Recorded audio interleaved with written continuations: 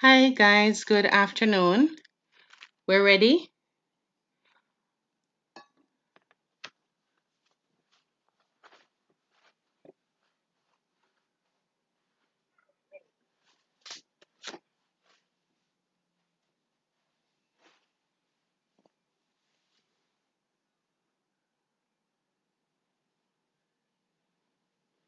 Let me know if you're hearing me.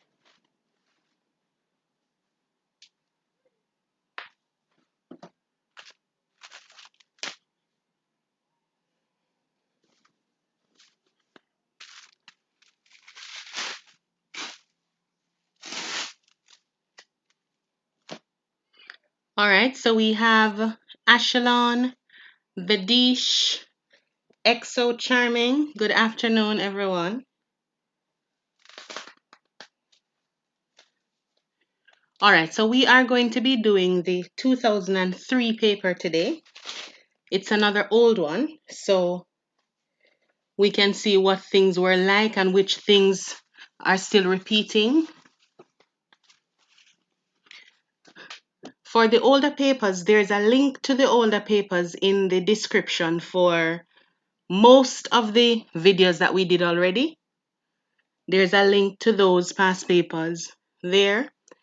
It takes you to the blog and then it gives you all of the past papers. So the 2001 is there, 2003 is there, all of those are there.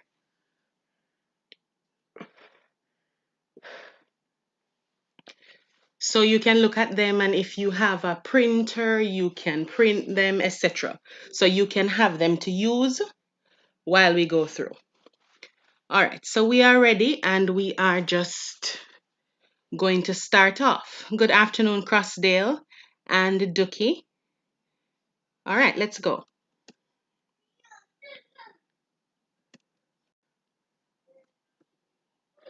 Item 1 refer to the diagram below. The cloud type shown above is, all right, pay attention to the fact that we have a height here. So it is giving us an idea of how low or how high the clouds are. And for clouds, you have to pay attention to exactly how fluffy it is as well. What is on the syllabus now is not necessarily for you to know cloud types like this, but for you to know the symbol for each cloud type.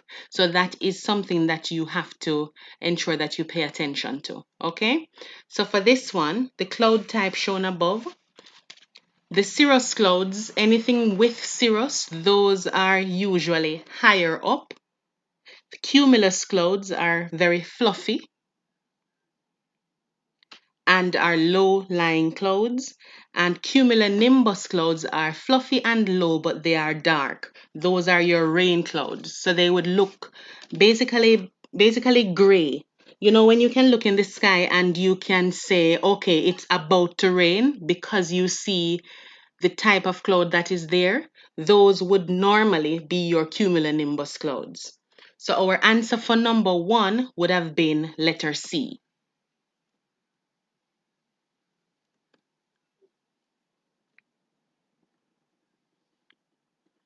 Number 2, we saw this question, I think, in the last one that we did in the 2001 paper. I think so. You can drop a comment and let me know if it was that one specifically that we saw it in, or the 2009. I'm not sure. The weather symbol shown here is an easterly wave or tropical wave, a cold front, a hurricane, or the ITCZ. So you would on this one, you would pay attention to how the pressure is lined up. So we have 10, 12 millibars, 10, 14, 10, 16. For this one, our answer would have been letter A. It is an easterly wave or a tropical wave.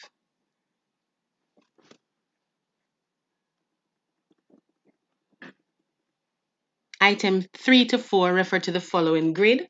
All right, we spoke about grid reference the last time as well, and how I use the capital L to always ensure that we get the correct answer. So I'm going to ask you to give me the answer for this one. What is the 6-figure grid reference for the symbol church shown in the grid above? So just drop your answer, let me know.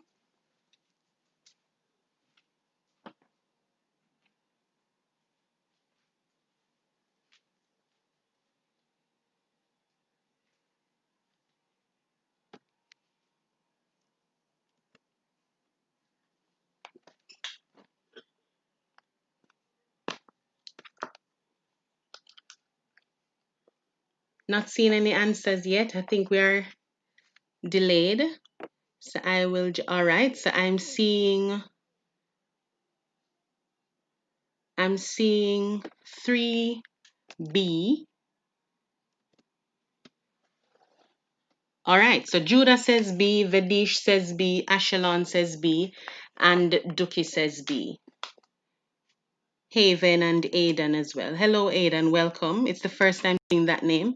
Guys, remember, if you have not subscribed yet, please do so. It will make things a lot easier so we can do some streaming from my cell phone so we don't have to wait a very long time to actually set up, etc. So if you have not subscribed yet, please do so we can make things a little easier and ensure that you like the live as well. So let us just look at the ones that don't understand. So the church is in this grid square. So we would use a capital L, exactly how we would write it. So this line first, which is 60, that's for the four figure. So whatever answer we're looking for, it should start with 60. So we only have A or B.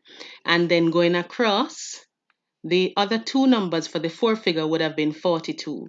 So it must be 60, 42. So in this one, we see 60, 43. So that would have been out. So that's how we get to the answer for B for number 3. Number 4, the symbol in the grid above, I already told you that one. That is a church. So that would have been letter C. Number 5, which of the following is not associated with folding? All right, so we spoke about this a little the last time. When you are doing earthquakes in the earlier part of the syllabus, you would have met up on folding and faulting. At the time when this paper was set up, they would have done a lot more detailed work on folding and faulting and synclines and anticlines, etc. But those are not on the syllabus anymore. So you would not need to go into detail with those, but it is something that you can still pay attention to. So for number 5, anyone know what the answer is?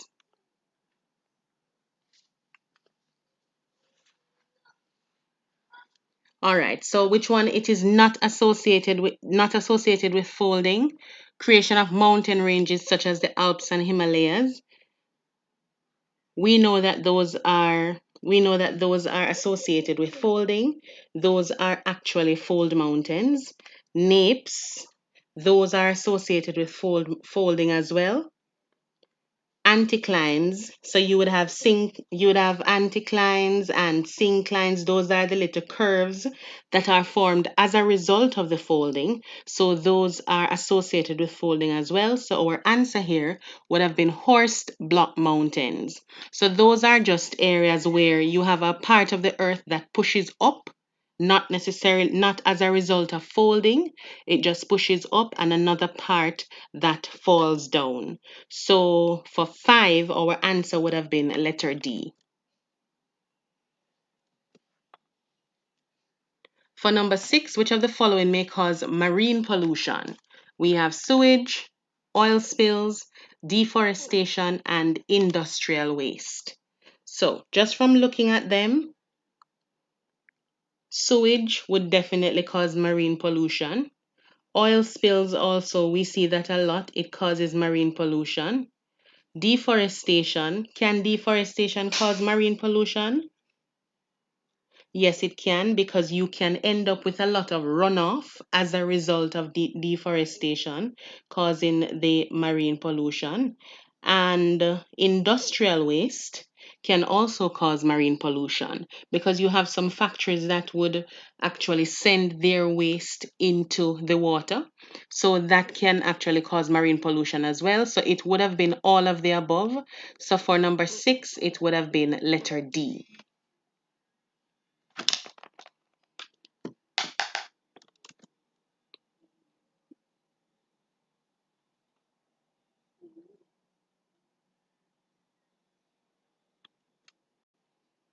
All right, so number 7.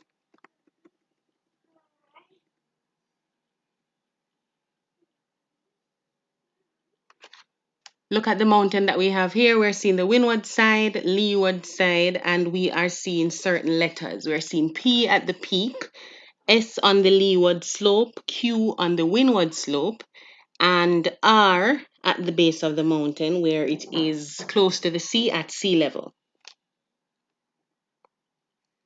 First question says the temperature at the top of the mountain would most likely be. All right, so it's asking you about the temperature up here. We are only seeing one temperature on this diagram, and it's down here at sea level, which is 28 degrees Celsius. So the last time we went through a paper, I had asked the question, even though it was not on the paper, I had asked the question, how many degrees would the temperature change by for every 1,000 meters? And then we got our responses. So we know that it would have been 6 degrees that it would change by. And the higher you go, the cooler it gets. So that means the temperature would decrease. So the temperature at the top of the mountain would most likely be. So at the base of the mountain, we have 28 degrees Celsius. The mountain is 1,000 meters high, and we would have lost 6 degrees when we get to the top because the temperature would have dropped. So that means it would have been 28 degrees minus our 6 degrees. So for P, our answer here for the temperature at the top of the mountain would have been 22 degrees Celsius. So our answer would have been letter B. That's number 7, letter B. Let me know if you are understanding. The last comment I'm seeing is letter D from Gabidon. I'm not sure which one of the questions you were responding to. So since it's a little delayed, when you are responding to the questions, just drop the number beside it, what number it is, okay? So the last comment I'm seeing now is letter D from Gabidon. All right, so 7 would have been letter B, like boy, that is 22 degrees Celsius. Main factor responsible for the difference in temperature between places P and R. So what would have been the main thing that is responsible for the difference in temperature between here and here? So there's altitude, which means height. There's latitude, which is basically the location, cloud cover, and distance from the sea. So we know that the higher you go, the cooler it gets, and that's what we just calculated. So for number 8, our answer would have been letter A. Good. So I'm seeing answers from Francisco. Good job. Vedish has 8 correct as well. Good job, everybody. Number 9, from the diagram above, which of these statements is most likely to be true? So I'm going to just zoom out a little to let you see the diagram while we look at the question. Okay. Let me know if you can still see it. All right, so we're looking at the diagram and we're looking at the options that we were given. So it says from the diagram above, which of these statements are most likely to be true? So the first one, places P will receive more rainfall than place S. So we have place P here will receive more rainfall than place S, and we're looking for the one that is true. Before we get into that, I want you to tell me what type of rainfall would be happening here. What type of rainfall would be happening here based on the setup that is there? So place P will receive more rainfall than place S. That is, place P here would receive more rain than over here. Or place S will receive more rainfall than place Q. So here will receive more rainfall than here. That's what the other one is saying. C, place R will receive more rainfall. Sorry, place R and P will receive the same amount of rainfall. So they're saying here and here would receive the same amount of rainfall. And the final option is place Q will receive less rainfall than place R. So place Q will receive less rainfall than place R. So which one of those would have been correct? What kind of rainfall it is that would happen here, and how exactly does it work?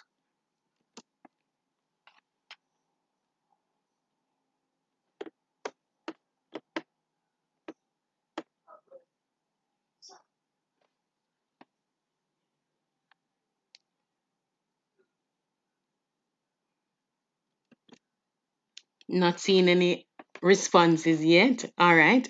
So the wind is blowing in from the sea. When the wind gets here,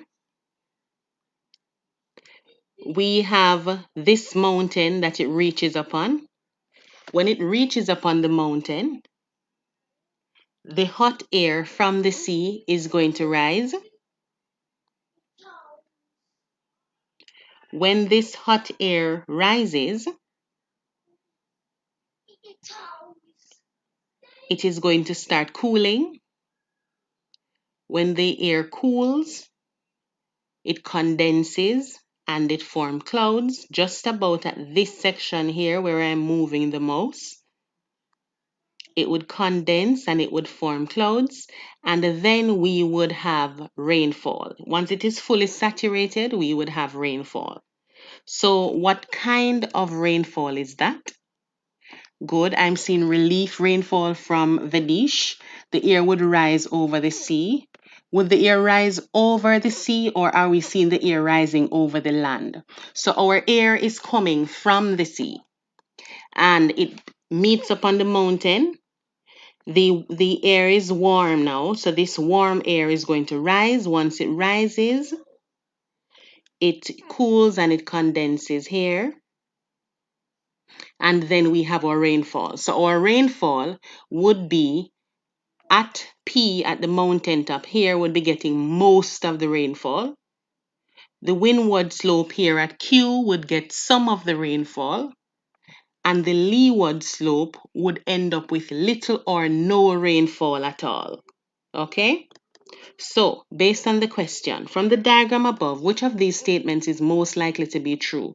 So, place P will receive more rainfall than place S. So, that is right at the peak here. This area will receive more rainfall than the leeward side. So, our answer for number 9, let me see if anybody put it yet. Our answer for number 9 would have been letter A. I see 2 persons putting letter B. Place S will receive more rainfall than place Q. Let me see what else you have.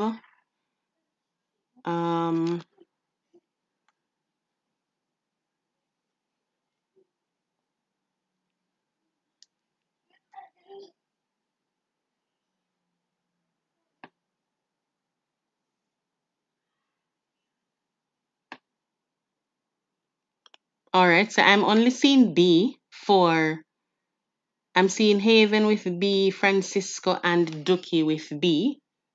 But when it is relief rainfall, it is the windward side that is getting the rain. So once the hot air rises, it cools at the top of the mountain. So it doesn't go on the other side to give the other side the rainfall. The rainfall happens on the same side that the air is rising on. So it is the windward side that is going to be getting the rainfall. Let me know if you understand, since I saw so many persons with B. So since it is the windward side that is getting the rainfall, which is over here, it would have been P that gets the most rainfall, right? Right, this section here would have been getting most of the rainfall. All this area would have is a rain shadow. So it would have been cloudy, but they're not. It would have been dark, a little dark, but they're not necessarily getting the rainfall. If you have any questions on that one, let me know.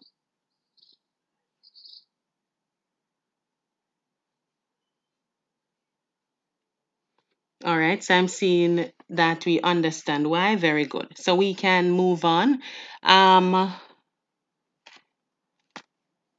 We're at number 10 now.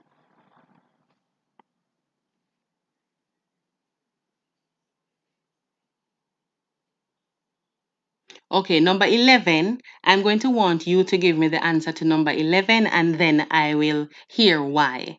So let's do number 10 first. Number 10, the plate margin shown is conservative, creative, convergent, or convectional. So we are seeing the direction of movement. We have an arrow here and an arrow here. Once you see a subduction zone any at all, it is showing you that the plates are coming together. The word converge means to come together. So that is the plate margin that we have here. That is a convergent plate margin. So our answer for number 10 would have been letter C. So I want you to give me your answer for number 11. The features shown at R are A, volcanoes, B, fold mountains, C, block mountains, or D, a volcanic island arc. What's your answer? All right, I'm seeing 11A. Anyone else?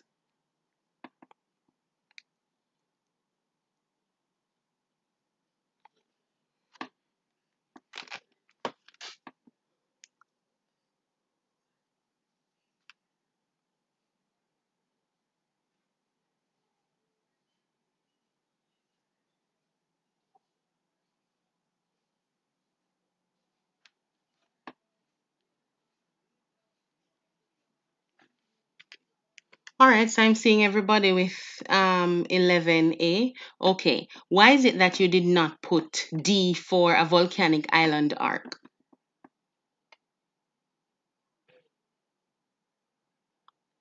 Yes, the answer is A for volcanoes, but the entire thing here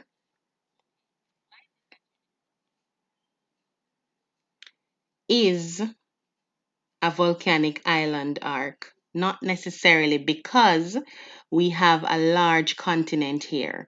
So if we had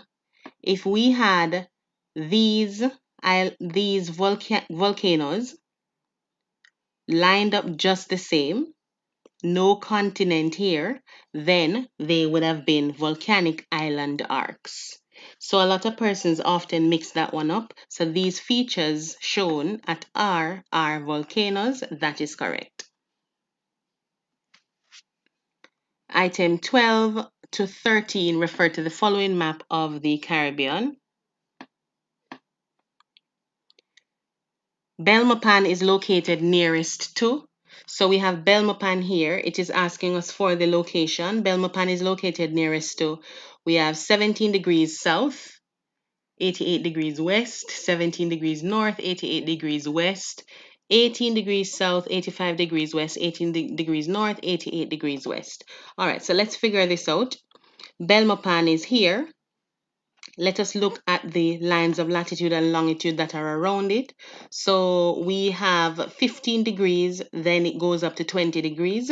So because of the direction that it is increasing in, we know that this is the northern hemisphere. So that would have been to the north. So it's 15 going up to 20. So it is north. So we would have taken out letter A for 17 degrees south, and we would have taken out letter C for 18 degrees south. So we are left with either B for 17 degrees north or D for 18 degrees north. So let's look at the other one now. Belmopan, we are at 70 degrees, 85 degrees. So the numbers are increasing in a western direction. So that means our 0 degree line would have been over here. So that means we're to the west. So it's 85. So we can say it is about 88 degrees west. So we had B and D as the answers that we were looking at. So we have 17 degrees north and 88 degrees west, or 18 degrees north and 88 degrees east. So this is what would help us to be sure of this answer, because it is not to the eastern side, it is to the western side. So we have 17 degrees north and 88 degrees west. So our answer for number 12 would have been letter B. Number 13, if the time at Belmopan is 3 p.m., what is the time at Santo Domingo? All right. Belmopan is here, and it is 3 p.m. What is the time at Santo Domingo here? So, Belmopan is over this side, Santo Domingo is over here. Since we're trying to find the time for Santo Domingo, it means that we would be going in an easterly direction. If you're going in an easterly direction, that means you are going to be adding time. So you're adding time, and this is 3 p.m. So you're adding to get whatever is over here. So we are at, say, 80 something degrees, 85 degrees, 88 degrees, and we are going to go to 70 degrees. So 85 minus 70, that is 15 degrees.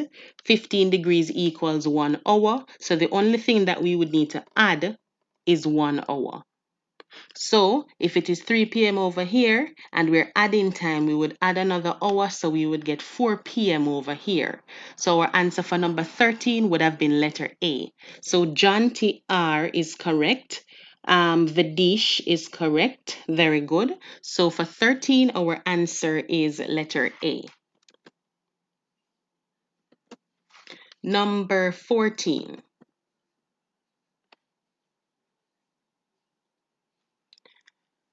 Items 14 to 15 refer to the following diagrams of station models. So we have 1, 2, 3, and 4.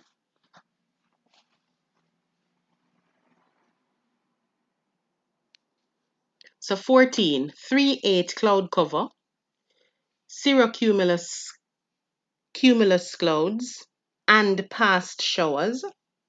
Which of the station models illustrated best represent the above weather conditions? So we are looking for which one of these station symbols would have 3/8 cloud cover, cirrocumulus clouds, as well as past showers.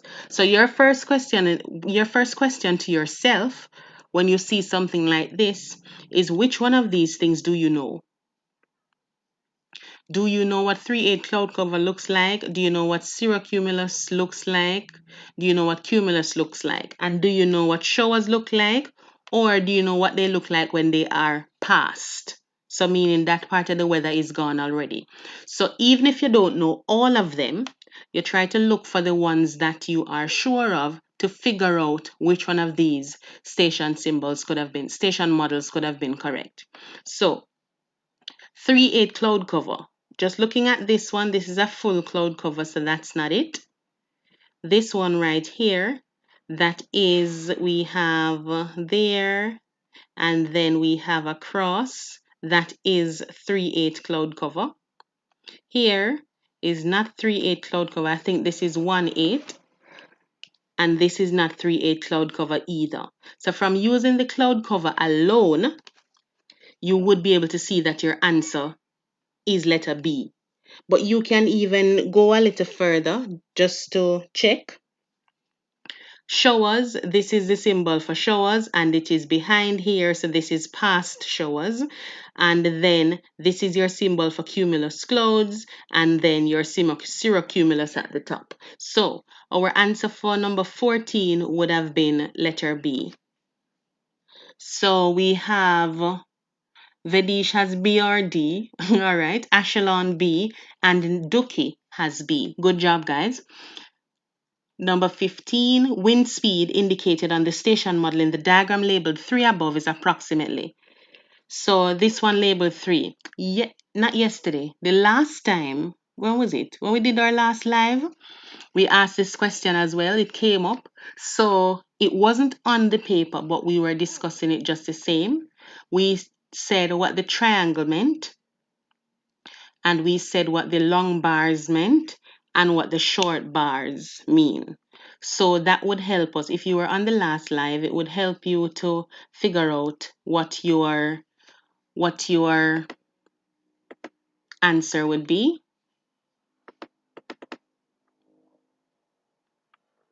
So we have triangle, which is 50 knots. Each long bar is 10 knots. So we have 50, 60, 70, and the short bar is 5 knots. So that would give us 75 knots. So our answer for number 15 would have been letter D. So we have Vedish correct, Ashelon correct, Francisca correct, very nice, Duki correct, good. So we are at 15 and our answer is number 75. No, our answer is 75 knots for letter D.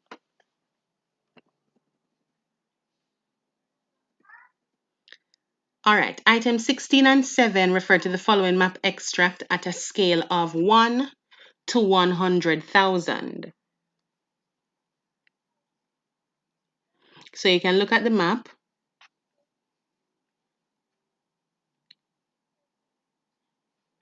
Where would the land value be highest on the map extract? So we have major streets, central business district, residential areas, river, and swamp. All right, so we can see it here. We're seeing our river, and we are seeing our other areas or swampy areas here, or business district here, our residential area here. So we have option 1, 2, 3, and 4 to see where the land value would have been highest. So for your specific country that you're in, I don't know if land value is high in swamps, but in my country and no other country that I know, at swamps the land value is not very high, so 1 would have been out. At 2, this is a gentle slope, gentle slope. Um, Depending on what you want the land to do, but land value is not very high at gentle slope either. We're looking at 3, which is here right in the residential areas. At the residential area, yes, land value might be high depending on how much the houses are worth and how nice the community is and all of that. If it's a nice one of those nice upscale communities, then the land value would have been high. I'm seeing Haven saying at flat land, there's a very high land value. That is true, but it depends on several other things. So, even though our land here is a gentle slope, we're looking for the one that is the highest land value. So, the highest land value, the next one that we have 4, which is right here. 4 is in our central business district. Central business district is right in the middle of the city. If any of your parents or anybody that you know try to get a shop to rent in the city, or you try to hear how much for a piece of property in the city, it is just super expensive compared to everywhere else. Because in your city areas or in your central business district areas, it's just commerce that is taking place. So those land value would have been the highest land values of all. So it is very, very hard for you to be able to purchase any form of land in the city areas because it's a commercial space and you're going to be making money from it. It is a whole lot more expensive. So our answer for number 16 would have been letter D, which is for the central business district at 4. So I'm seeing, all right, Francisco, you got it right, and Ashelon also got it right. Good job, guys. If you're not understanding why, you can just let me know. 17. What is the gradient of the slope from the spot height at 30 here, 30 meters, to the trig station or the trigonometrical point at 190 here? All right, so how do we find gradient? What is gradient? Gradient is basically talking about the sloping of the land on relating to the distance that you are going. So that is the rise over the run, or the vertical height over the horizontal distance. So in this specific case, our vertical height, we have 2 points. We have 30 and we have 190. Our vertical distance, the difference between them would have been 190 minus 30. We would have 160. Now for our distance, if you notice on this question, what we would normally do for our distance, we would do the straight line measurement from the 30 to the 190, and then we would place it on the scale. On this question, we don't have a linear scale. What type of scale do we have? We have a ratio scale. So we are seeing at the top here where 1 unit on the map measures 100,000 units on the ground. So what we would do in order to figure this out, we would measure from here to here using our ruler, and 1 unit on the map would have been 100,000 units on the ground. So from measuring it, we ended up with 6.8 centimeters. When you measure it across, you would end up with 6.8 centimeters. Remember though that when you measure it with your ruler is in centimeters, but the unit of measurement here is in meters. All you need to do is convert from centimeters to meters. And then once it is in meters, you just divide the two. So there's this song, there's a song that we would sing at primary school to know how to convert from centimeters to meters or millimeters to centimeters, etc. You just use that little song, help you to remember your conversion. And once you convert it from meters, from centimeters to meters, then now you would have put your 160 from your difference in height over your 6.8. We had 6.8 centimeters. So when you convert that, you would end up with, say, 68000.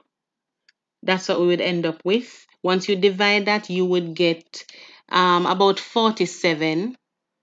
So you would round it off. That's 470. So you would round it off and you get 1 in 500 meters. The questions are not done like this anymore. They seem to give you the linear scale all the time. So the linear scale is way, way easier to work with because you don't have a lot of converting to do.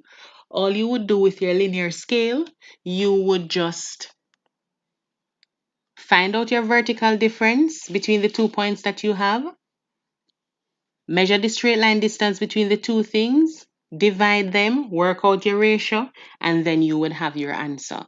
But again, because this is one of the older papers, that is why it's a little difficult, and it's a specimen paper as well. So for 17, our answer would have been letter C. All right, let me see if anyone has that. Okay, Haven got it. Awesome, good job. Okay, so our answer for number 17 would have been letter C. Again, if you're not following me, just let me know. We're moving on to number 18, sorry.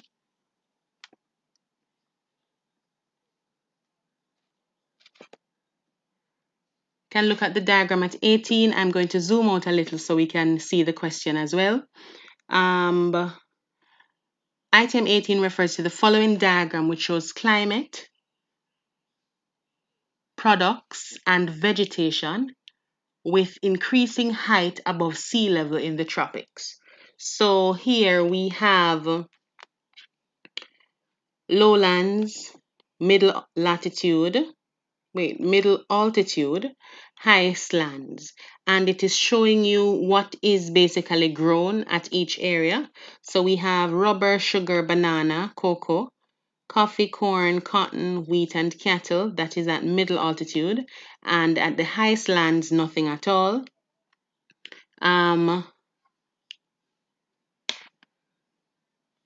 Highest land, no trees, snow, and ice.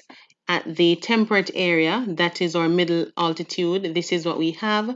And at our tropical areas, this is our lowland, this is what we have. So that's basically what the diagram is showing us. So let us look at the question. Which of the following best describe the conditions illustrated in the diagram above? So we're going to have to look at each option to go through it. So let's just zoom out a little so we can see both items.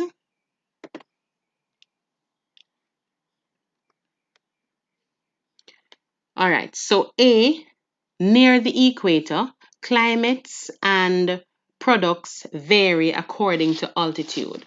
So you're saying that near the equator, remember that we're doing the altitude in the different regions.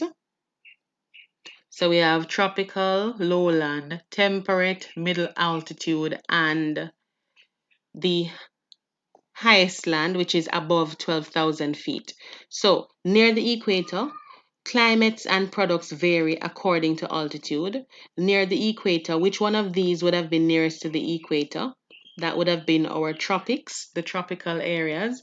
So climate and products here vary according to altitude. So for 18, that is already correct, but we can look at the others. B, the area near to the equator has many mountains. So remember that we're talking about our tropics here, area near to the equator. We're not seeing many mountains at this one, so we would take that out. C, few products are grown in the temperate region.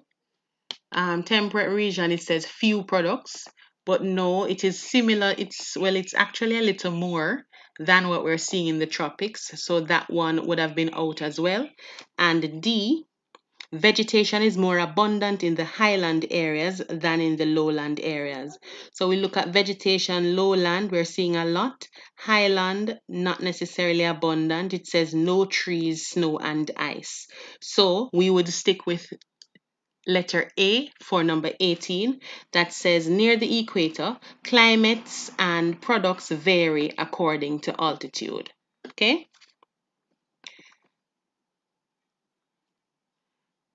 Number 19. Where in the Caribbean will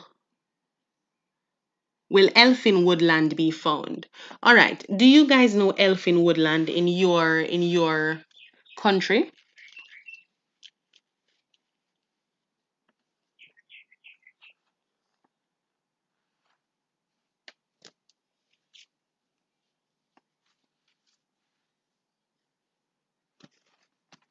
Do we know elfin woodland? Okay, remember that the last paper that we did, the live 4, we spoke about forest and the amount of forest questions that would have been on the previous past papers, and forest played an important part on the previous syllabus. Now, forest is not on the syllabus so much anymore. Well, not really. We don't really look at forest any at all. We just go through vegetation a little. So you would not necessarily know what elfin woodland is unless you live close to one. So when you think of the word elfin, what comes to your mind?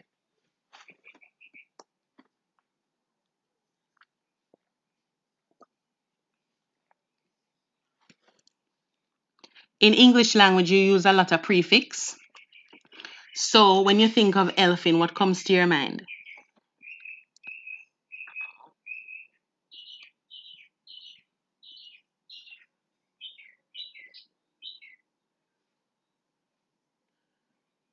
What comes to my mind is elf or short. So if we have something that is very short, that would be the kind of woodland that we're referring to. So 19A, in the hot, wet lowlands or plains, that's where they are found. B, on the windward side of the mountain. C, at altitudes of over 2,000 meters above sea level. D, in very dry places such as in the rain shadow of mountains. So for number 19, I actually had to research this one for the elfin woodland. As I said, it's nowhere on the syllabus at this point. And from what I'm seeing with your comments, right, nobody has heard about the elfin woodland. So, okay. So for this one, from the research, the elfin woodland is actually found at altitudes that are very high. So it's over 2,000 meters above sea level. So for number 19, it would have been letter C. So those are very short trees. And what I'm going to do when the live is finished, I'm going to send you a picture of an elfin woodland in the on discourse so you can see exactly what I'm talking about. I'm also going to send you a picture of the relief rainfall and where the rain would be happening, which side would be getting the rain, what would be happening on the other side. I will send that to you as well in the discourse group that you're in. Okay. If you're not in the discourse group, the link for it is in my bio on my Instagram page, so you can check it out there. Um, so you can check it out there and just log in. So you will get to interact with other persons from the Caribbean, ask your question, they ask their questions, and then you have a nice geography discussion there. Okay? Seeing somebody asking, yes, 19 is C. So they are found at altitudes of over 2,000 meters above sea level. For number 20, which of the following factors have influenced the development of dairy in the Caribbean?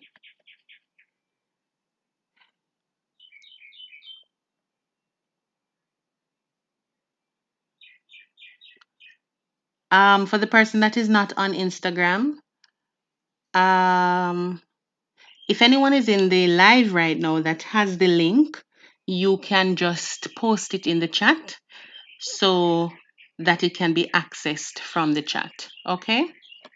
So for number 20, which of the following factors have influenced the development of dairying in the Caribbean? 1, high quality breed of animals.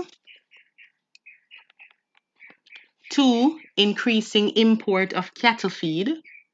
3, establishment of milk processing plants. 4, improved quality of grass. So there was a time when the Caribbean had a lot of dairying going on. So there were lots of cows, lots of milk. Um, they were processing the milk from the cows into powdered milk. So lots of persons would have been using milk powder. I'm not sure what it is like for the dairy production in the other Caribbean countries now, but in Jamaica, we don't have a lot going on. Nothing as much as we used to have. So let's look at the responses here again. We have high quality breed of animals. Yes, that influenced the development of dairying in the Caribbean. We have increased imports of cattle feed. Yes, we were importing cattle feed as well. Establishment of milk processing plants. Yes, that developed it as well. Improved quality of grass. No, nothing happened to the quality of the grass. Nothing was improved there. It was not as a result of that. So we have 1, 2, and 3. So our answer for number 20 would have been letter A. We have Calvo getting it correct, Duki getting it correct, and Riyadh getting it correct. Good job, guys. Number 21. Which of the following aspects of wind is measured by a wind vane? So, is it wind direction? Is it wind height? Is it wind speed? Is it wind force?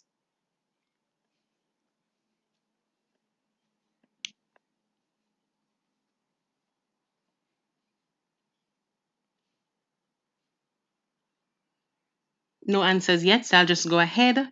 Our answer for number 21, the wind vane actually measures the direction of the wind.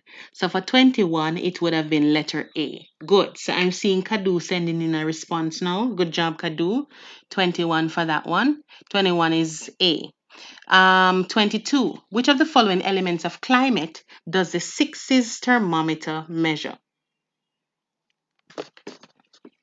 I think that question gives the answer by itself. So tell me what your answer is for number 22. All right, so I'm seeing Ashelon coming in with letter A for 21, Miller getting it correct, and Haven also getting it correct. Good job.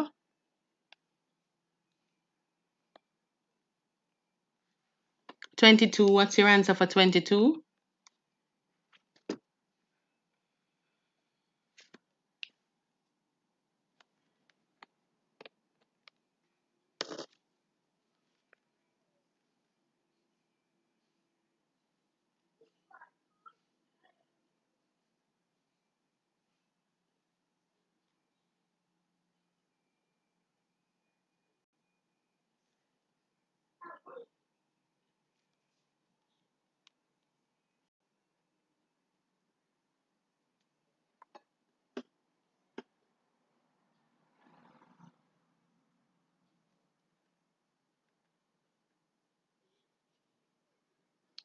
No, man, it seems as if I am going to have to take out a belt and beat some people. So we have, all right, so far I'm only seeing Checkmate with the correct answer and Linton with the correct answer. So, thermometer measures temperature. Full stop. Thermometer measures temperature. So once you see thermometer, it is measuring temperature. So for the following elements of climate, which of the following elements of climate does the 6's thermometer measure? We had air pressure, cloud cover, temperature, and humidity. So for 22, our answer is letter C. Good job, Riyadh, as well. For the other persons that got it incorrect, let me give you a little homework. Write down all of the elements of climate, and once you have written them down, right beside them, write down the unit of measurement. Then in another column beside it, write down the instrument of measurement. And then right beside it, write down the isoplate that is used for that specific element of climate. All right. So once you do that, it is way easier for you get to look at it in a more, what should I say now? You get to look at it in an organized way.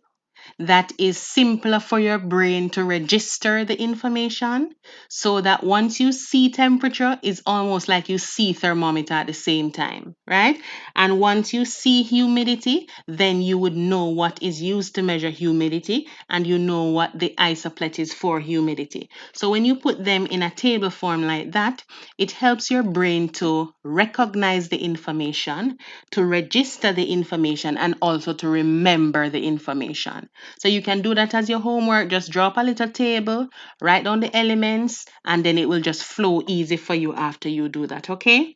You can also send me a picture of it on in my DM on Instagram, or you can send a picture of it in the Discord group so that the other persons can all get a chance to see it, okay? So number 20, we're going to move on to number 23. Very good. So somebody telling me air pressure measured barometer. All right, good, good. So 22. That's 22. We're moving to 23 to 24. Which of the following points, no, which of the following pairs of points is intervisible according to the contour map above? First question that you must ask yourself, what does intervisible mean? Intervisible means that you can stay at one point and you can see the next point. So if you're at your house and your friend lives down the road from you, there's nothing in the way that is blocking you and your friend's house. It means that you will be able to stay at your house and see your friend's house. Now, if you are at your house, your friend lives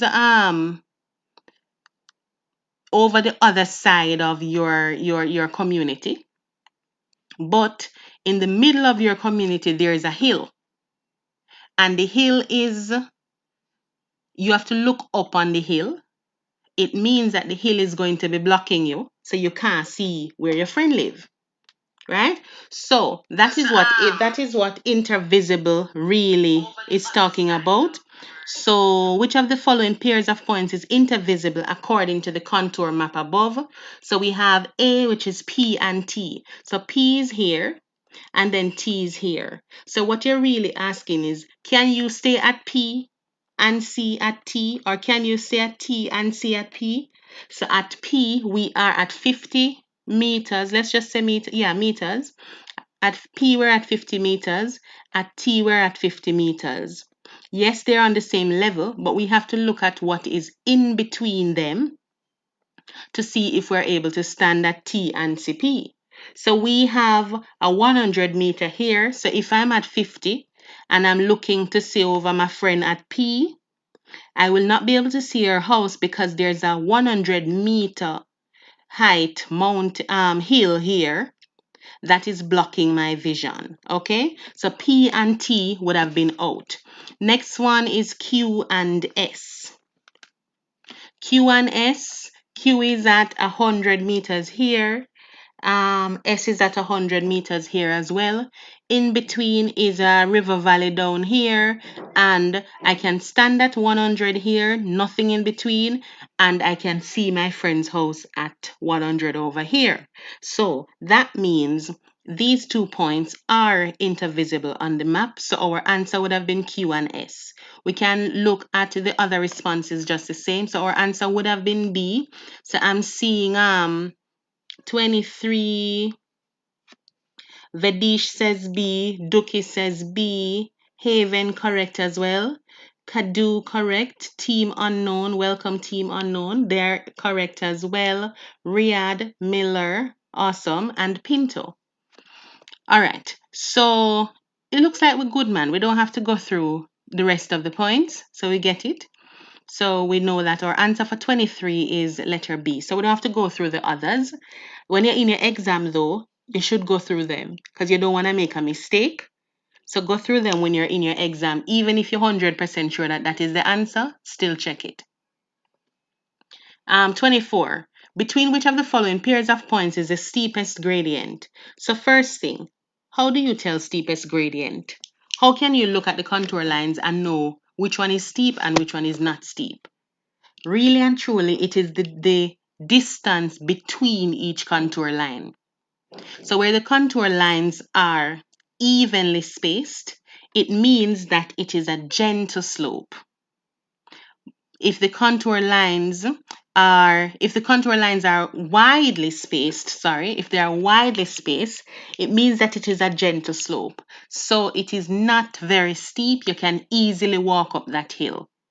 When the contour lines are close together, very close together, it is basically mimicking a cliff or a, a, a steep area that is hard for you to walk up if you were to be walking it up. So the steepest area here, or the area where the contour lines are closest together, would have been Q and R. So just look for that in your responses here, Q and R. So our answer for 24 would have been letter C. So we have Duki on point, Kadu, Billy, Rohan, team unknown again, Duki again, and Mitchell.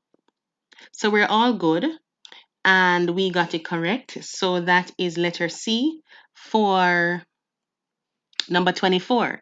And somebody, Casalina, nice name. Casalina got it correct as well. So for all the new people, and Miller got it right, Pinto got it right. If you have not subscribed yet, please ensure that you do so we can make things a little easier when it is time for us to do other lives. So we can use the cell phone so I can draw things for you.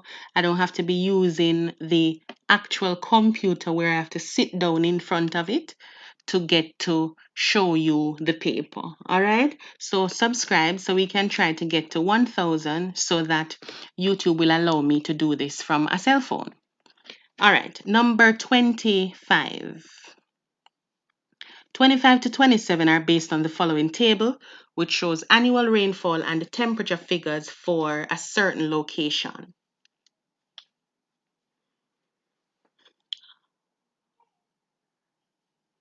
So look at the table that is there.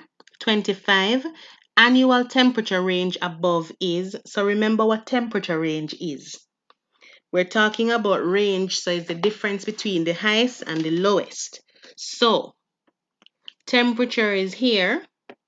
Highest temperature in this section is 28. Lowest temperature is 25. So the range or the difference in temperature would have been 28 minus 25, which would give us 3 degrees. So our answer for number 25 would have been letter B. All right, so Haven got it right. Mitchell, Duki, Khan, Rohan. Good job, guys. Billy, Francis. All right, everybody gets it right. Good job. Francisco, Kadu, and Duki. Nice. So, 26. The rainfall distribution may be described as, so look at the rainfall distribution. Rain throughout the year. Yes, we're seeing rain throughout the year. Rain only in the cooler months. No, because January, February, December still have rain. C, rain only in the warmer months. Not true either. D, no variation in the rainfall from one month to the next. Yes, we have variation. So we have 155, 160, then 225. So there's variation. So for 26, our answer is letter A. So these two questions with this table, and probably 27 as well.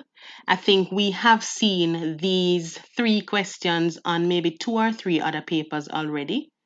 So if it's coming from 2003 to probably, I don't remember what paper it was on, but probably 2017 or so. So that means, and maybe 2018 paper. So that means you can look out for things like this. So 26 would have been letter A. All right, almost everybody is on point. Yeah, so you guys are doing well. Good job. Give yourselves a round of applause. And I'm seeing Pinto going right ahead to tell me that it is most likely an equatorial area. So that is what the next question is saying. The climatic type shown above is known as. All right, so we are seeing relatively high temperatures throughout the year, rainfall throughout the year as well. That would have been your equatorial climate. So for 27, it is letter C. Beautiful. So we can just jump right on to number 28.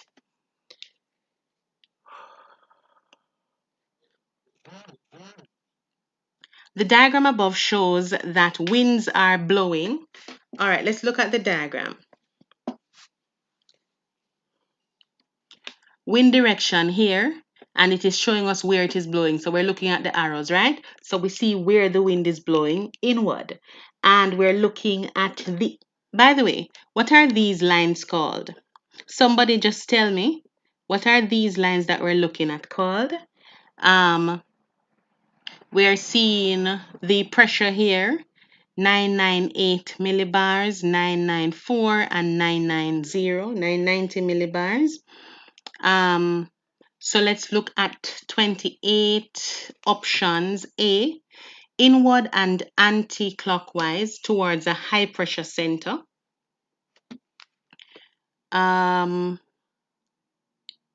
Diagram above shows that the winds are blowing inwards. We see inwards certainly, and anti-clockwise towards a high pressure center. So anti-clockwise mean that you're not going in the direction of the clock. You're going the other way.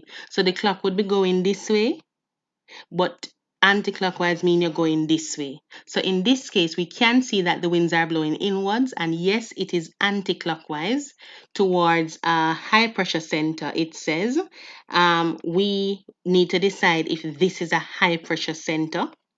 So let us go on a little. Outwards and clockwise. So it's not outwards, it's not clockwise. So take that one out. C, inwards and anti-clockwise towards a low pressure center. So is this a low pressure center here? Yes, it is. So our answer for number 28 would have been letter C, because D also says outward and anti-clockwise. So for 28, our answer is letter C.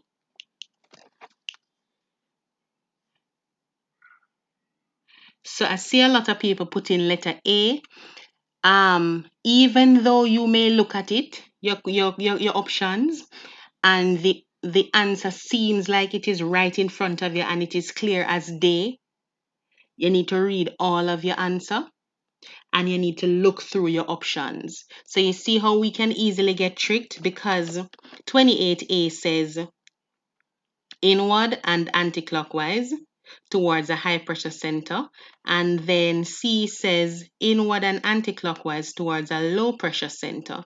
So we have to actually look at the numbers. So these two are just so close. So the only difference is this word low and high. So that's how we ended up with letter C. All right. So okay. So I'm seeing that somebody said isobar, isobar.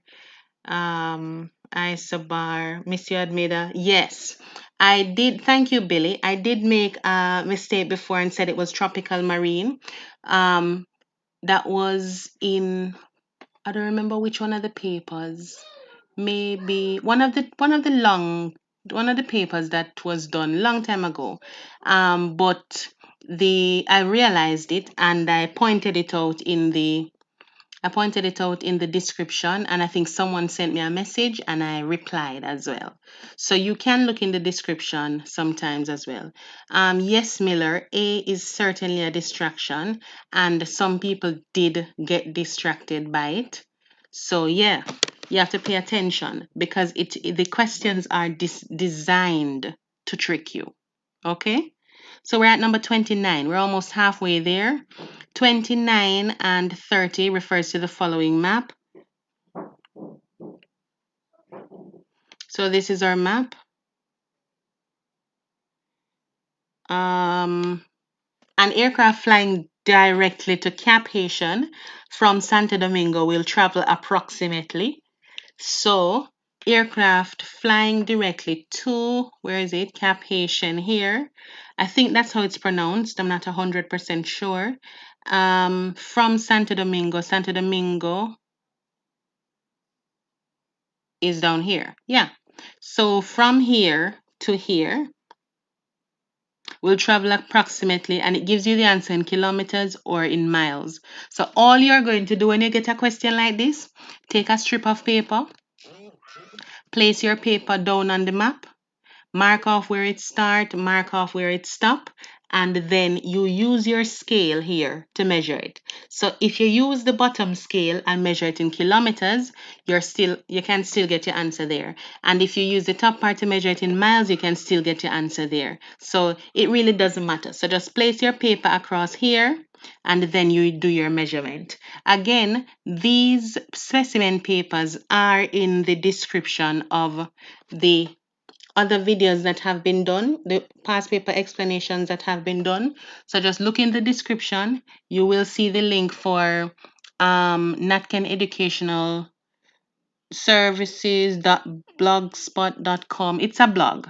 So just click on it and it will take you directly to where the past papers are, and you can download them or print them or whatever. So those would have been the specimen papers. So you can actually get to work this one out. I will also put up another blog with the answer keys for all of these that we did already. I'll put up another blog with the answer keys for them so that you can check it to have your answer keys and have the paper to look through them if you want as well, okay? So for 29, the answer after calculating it on number 29 would have been 300 kilometers, which is basically 188 miles. So let's move on to number 30.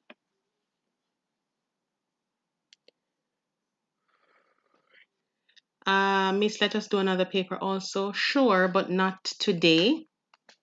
We can do another one just like this tomorrow, same time.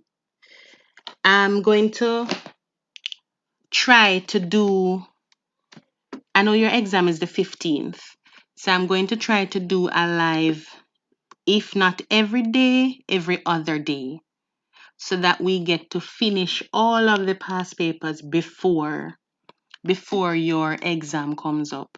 So we will do another one tomorrow, 3 p.m. just the same, or 4 p.m. We'll see how long it takes at work tomorrow. But I'm thinking 3 p.m. tomorrow. We can do another live. If it's not 3 p.m., it will be 4 p.m. But I will just post it on Instagram just the same so that you are sure if it is 3 or 4. But we're going to do another one tomorrow. We're going to do another one tomorrow, and we'll do another old one just like this so that we can just figure things out. And then we'll drop some new ones in between. All right? We haven't done the 2015 yet, so we can do the 2015 paper as well. So let's move on to number 30. Which of the following pairs of towns is located at approximately the same latitude? So latitude, just like the word suggests, English language latitude, the word lateral, which means across. So that one, latitude, is going to be across. Miss, when would the blog be up? Okay. The blog is already there, and the link for these papers are already in the description of the other videos. So that is already up. I'm going to do one with the answers though. So for that one, I'll try to have it up by Wednesday for the ones that I've done already. Okay. For my IG, it is just the same as my YouTube. It is Natken Educational Services. You'll find it. Just put in NATKEN Educational Services, exactly like the one where you are now. And again, if you're on the live, just subscribe, please, so we can get things better before your exams, hopefully. Yeah, before your exams. All right, so let's go. Number 30, which of the following pairs of towns is located at approximately the same latitude? So we have St. Mark and Santo Domingo. Remember, latitude is across, so we're looking at these lines, right? And we're looking for any two that is basically on the same line of latitude, right? So St. Mark and Santo Domingo.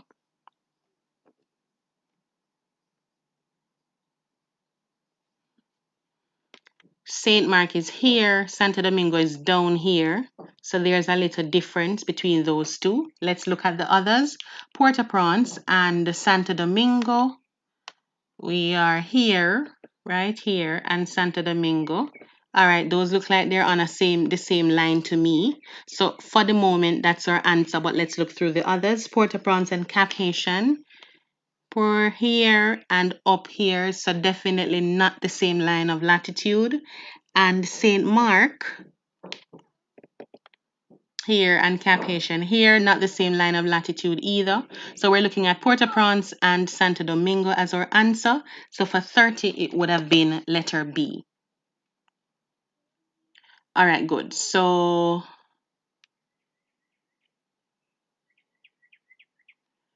Vedish is asking if all the answers include in 2019. Yes, for all of the ones that I've done already on YouTube, or we've done it in a live stream, I will put those together and put them up on the blog so you can get a chance to actually go through them for yourself. Okay. So probably by Wednesday because I'm going to work. So yeah, maybe should be by Wednesday afternoon that they're up. And when it is up, I will just send out a post on IG so that you know and you can go and check it. Okay.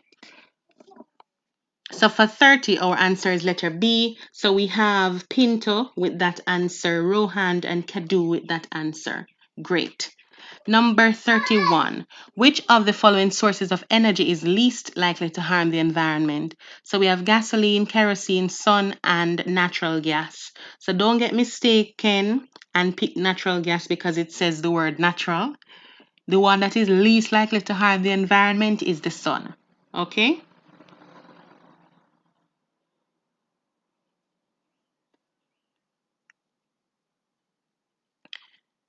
So for 31, it would have been letter C for the sun.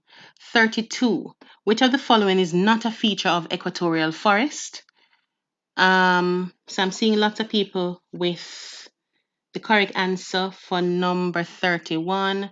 Pinto, Rohan, Kadu, Haven, Miller. All right. You're welcome, Haven. 32. Which of the following is not a feature of equatorial forest? So, A, evergreen dense and of a great variety. B, that is right. Equatorial forest has that. B, trees of different heights forming layers. That is right as well. Equatorial forest does have that. C, vast tracts and stands of softwoods. Softwood is like pine trees. So the pine trees that you would see in the colder areas, that is what softwood looks like. D, little undergrowth and numerous climbing plants. So remember that equatorial climates have these vines that wrap around each other and they you can I don't know if you can picture one of those forests where you can see a monkey swinging from one tree to the next because there are just so many climbing plants that are there. You can see a vine or almost like another tree practically wrapped around one tree. So we see a lot of that in an equatorial forest. Basically, they're competing for space and they're competing for sunlight, etc. So for 32, our answer would have been letter C, where there is vast tracts and stands of softwood. Okay?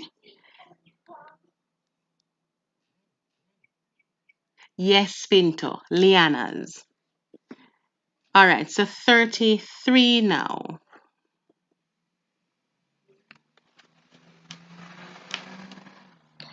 Which of the following are ways by which man has modified the natural environment?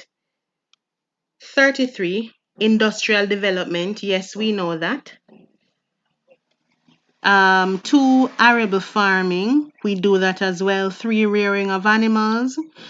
4, mining. So which of these are ways by which man has modified the environment? Do we modify the environment when we're going to rear animals? It may sound as if we do not modify the environment because you're thinking, oh, well, you're just putting some animals on a place and they're just standing there or they're just walking there or they are just I don't know, eating some grass or whatever. But the truth is, when you are rearing animals, they are compacting the soil. So the more they walk around, they're pushing down the soil, pushing down the soil. So all of what is there, all of the above, they are ways that man has modified the natural environment. So our answer for number 33 would have actually been D, which is 1, 2, 3, and 4. So we have Pinto correct, Rohan, Kadu, Miller, and Hausen correct. Good. Um, Vadish is asking, your students who you teach should join the live also. Some of them are on the live, was on the live, I don't know, but they have school. So I think they have Spanish all day today. So they would have been out. Maybe they're not home yet. But I saw one on earlier. I saw one of them on earlier. And then some of them was on the last live that we did. Yeah, and it's an all-girls school that I teach. So when you see one of the girls' names come up, maybe that's my student. Okay? All right, number 34. For which of the following industries is an abundant and cheap supply of electricity, most important? So for which of the following industries is an abundant and cheap supply of electricity most important? So you're looking for one of the options that is going to be using a whole lot of electricity to get their work done because that is why you want it to be cheap and you want it to be abundant. So let's see.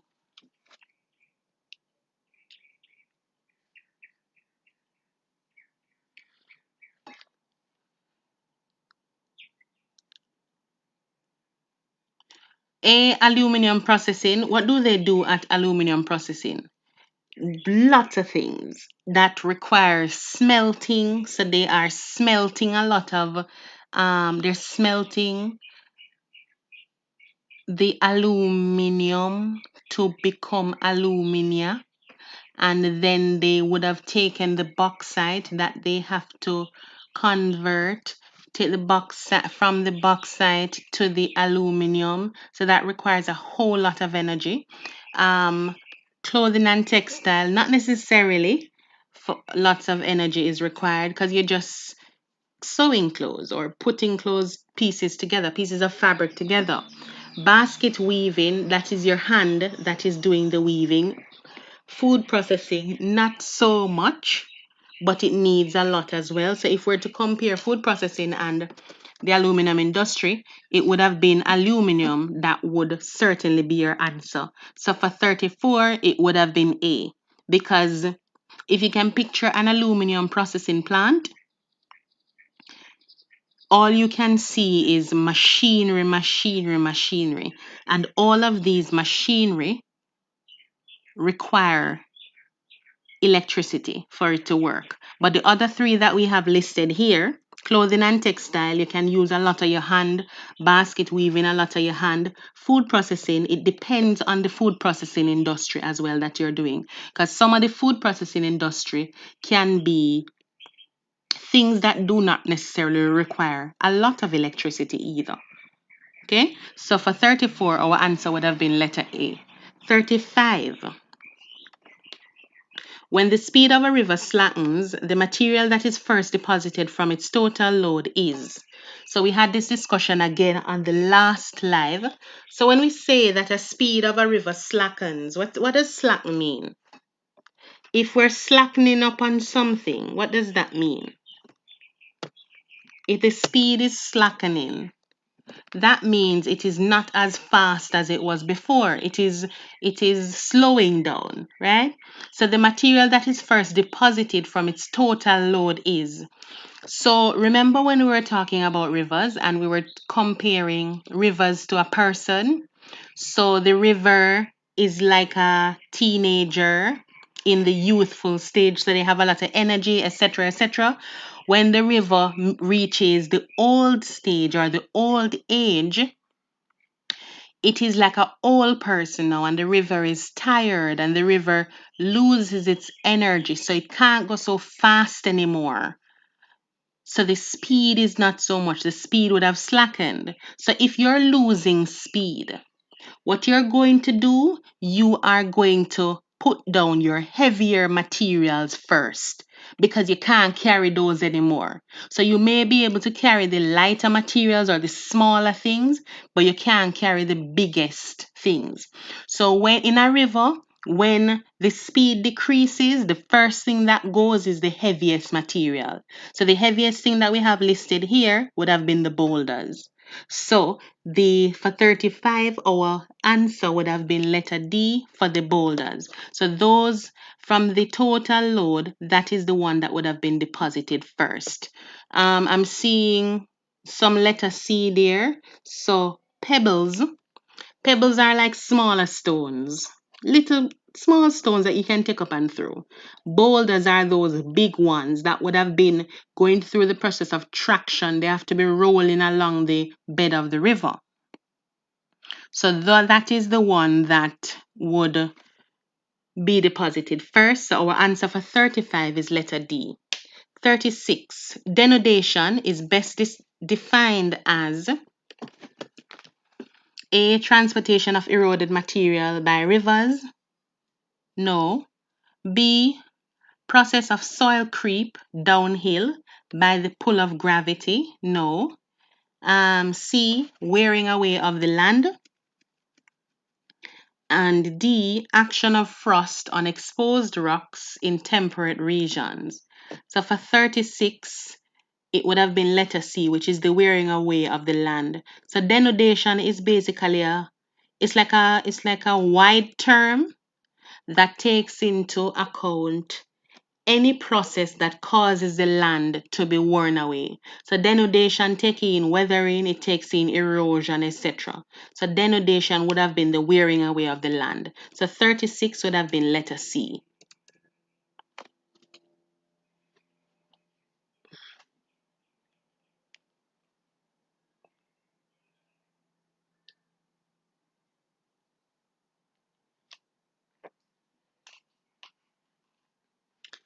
$37. All right, so Kadu got it right. Pinto, Miller, and Unknown got it right as well. Good job, guys. 37. A river gorge may be formed as a result of the A. Erosion of alternate bands of hard and soft rock. B. River deepening its bed on its course downstream. C. Increasing volume of the river on its course downstream. Or D. Deposition of materials from erosion upstream.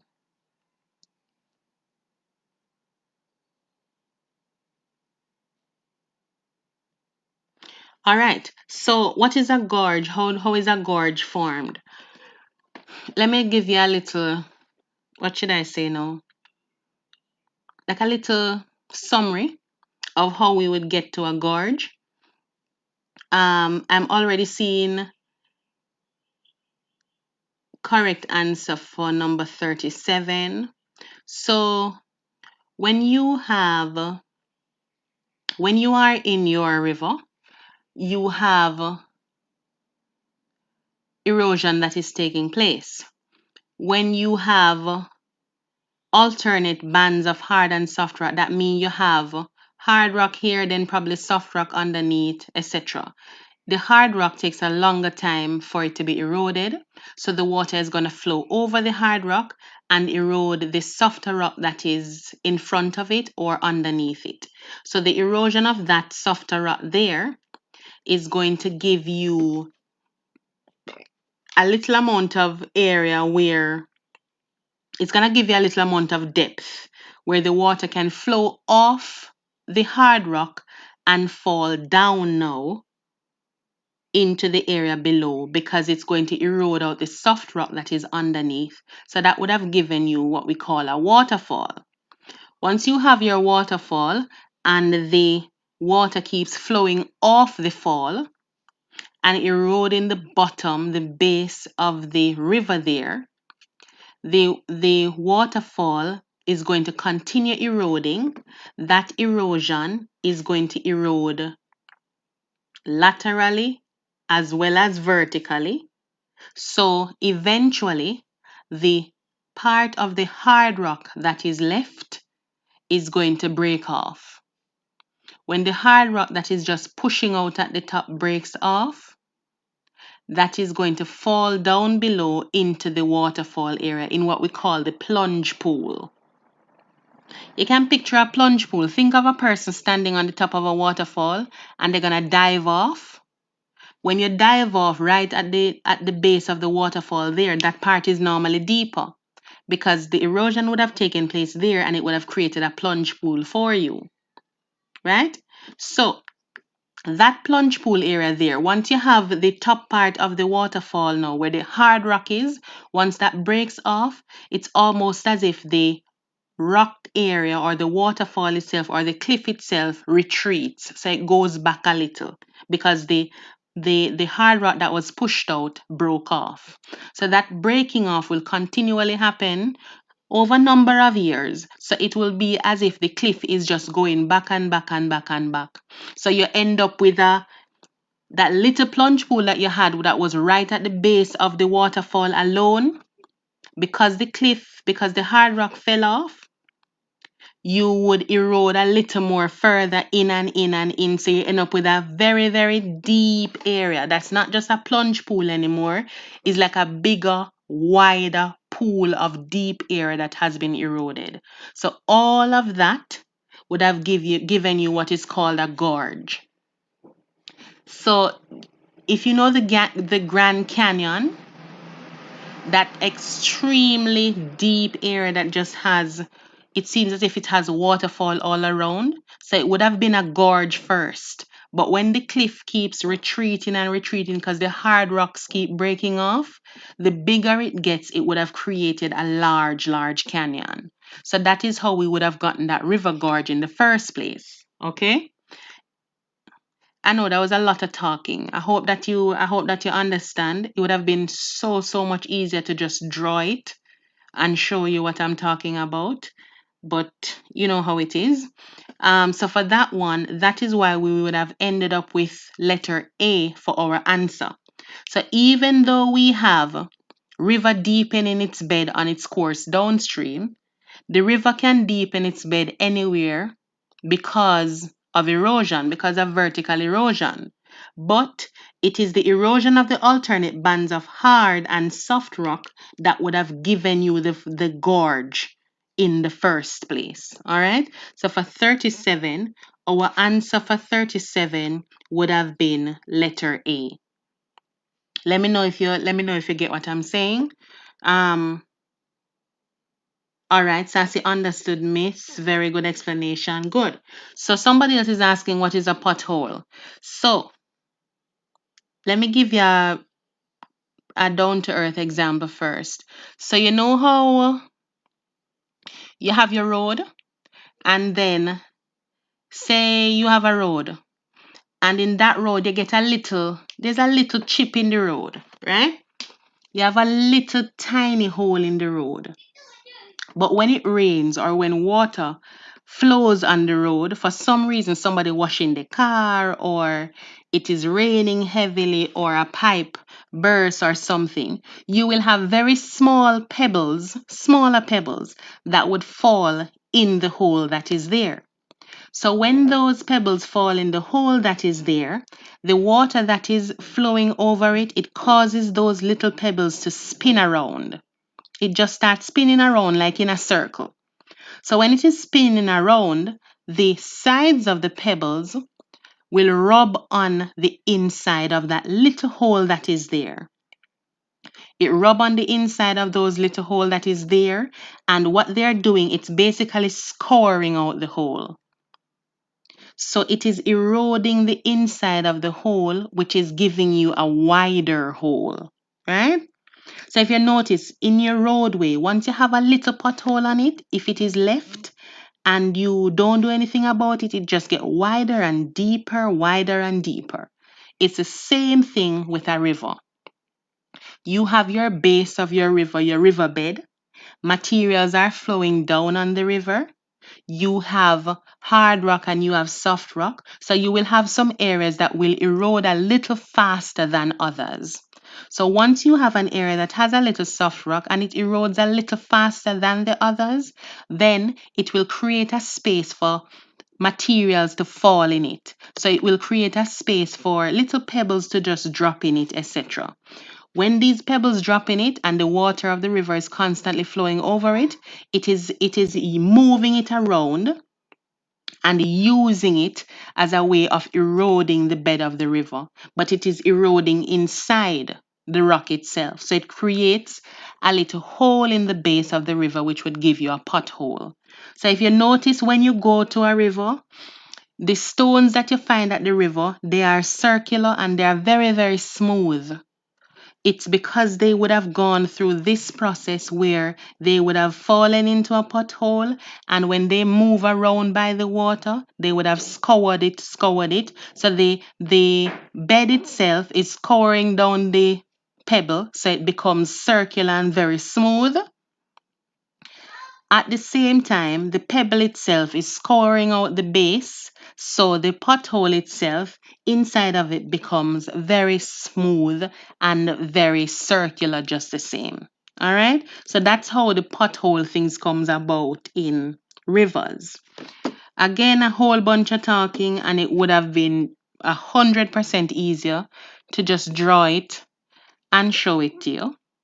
But we can't do that. We have to just do this stream thing on the computer and not using a cell phone until we get 1,000 subscribers. Okay. So if you understand, let me know. I know it's just a whole lot of talking, and geography requires you to see a lot of the things so that you can understand them better. Okay. So for 37. Our answer for 37, where were we again? It would have been letter A.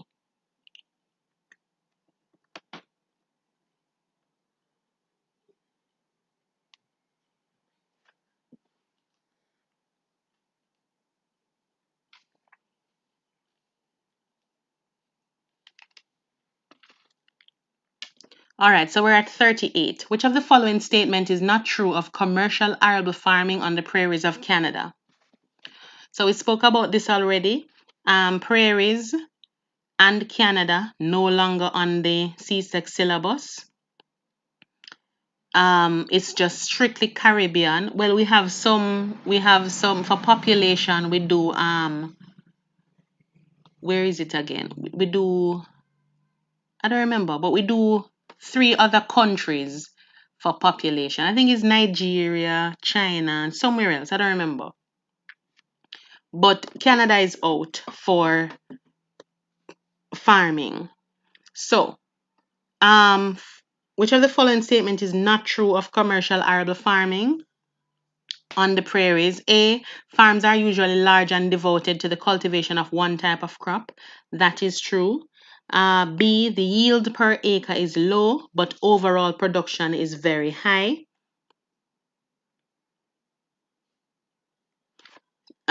C, the farms usually require a large labor force. No, they don't, because they are heavily mechanized.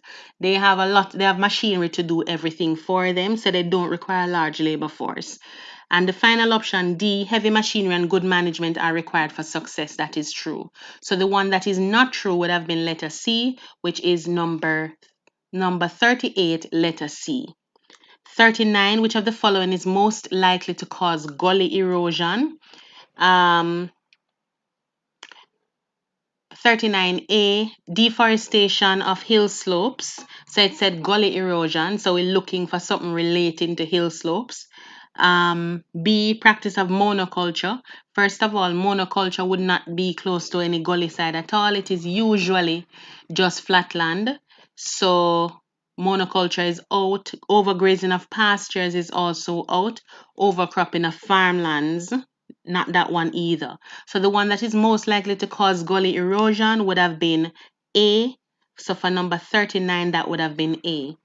Yes, Kelly, thank you. It's Nigeria, China, and maybe India. I don't remember if it's India, but yeah, maybe for population. I think so. So those are the only external countries that we really use in the syllabus at this point. Um,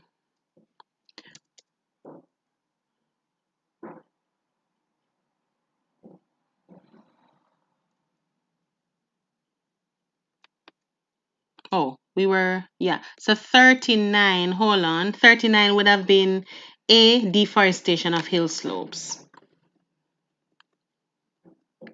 40.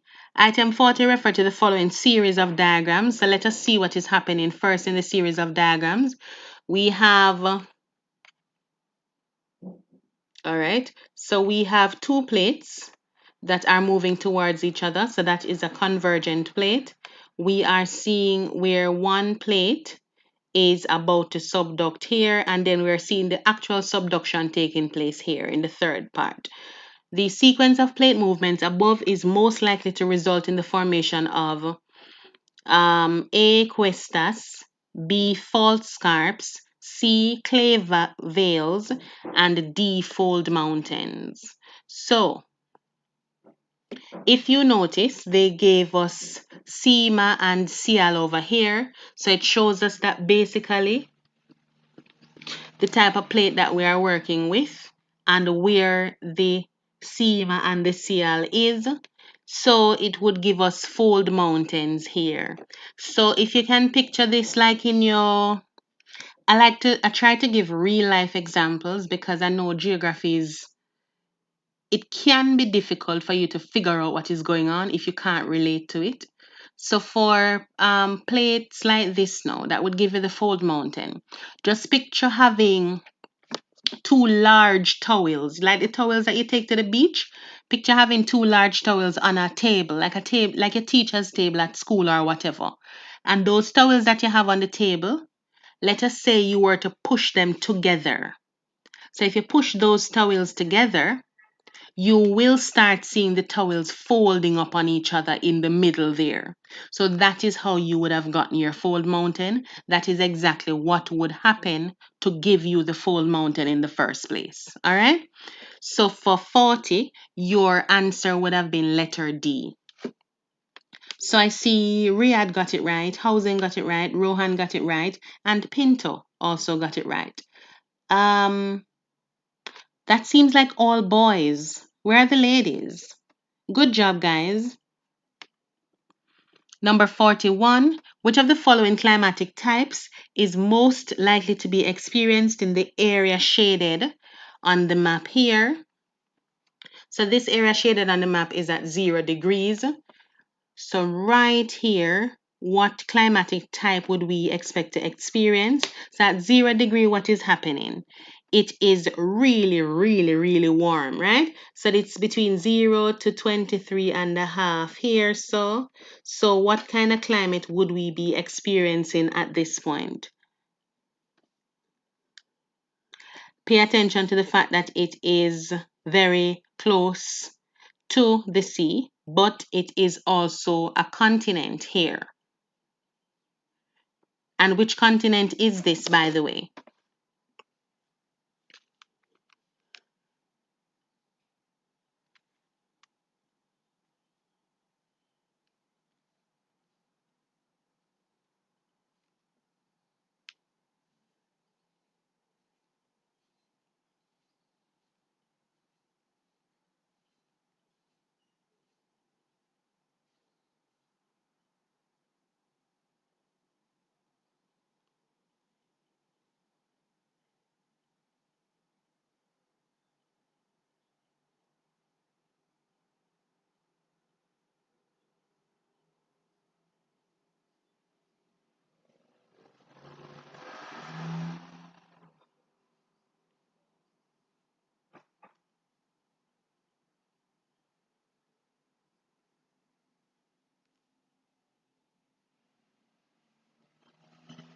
All right, so I'm not seeing any answer. Hold on. Yeah, I'm seeing Africa, Congo Basin area to be exact. Okay.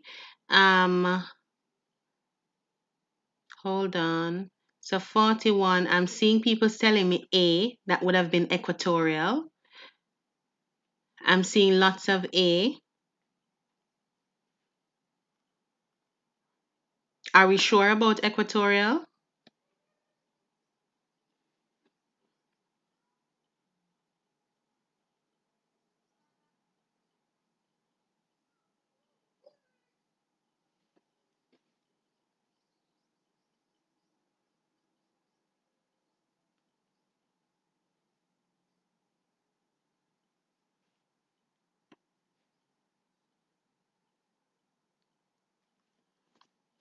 All right, so I'm seeing more people giving me the correct answer. So I'm seeing Rohan with A, Haven, no Hausen. Don't change your answer.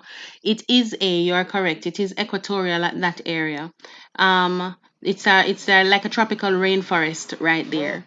So Hausen, you had given me A before. You are correct. I just all I did was ask if you're sure. So, it is your equatorial. So, yes, we have, hold on. Um, Vedish got it right. Haven, A. Chelsea, Liverpool.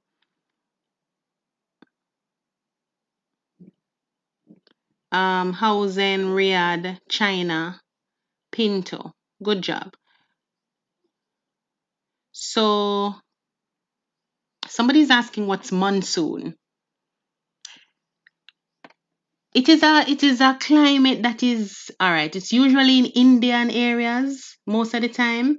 They experience a lot of rainfall. It's like a entire period of monsoon rains, they call it. If you ever watch any movies with Indian people and they see the monsoon rains coming, they basically have to have boats to deal with it. The amount of rainfall that they are experiencing at that time.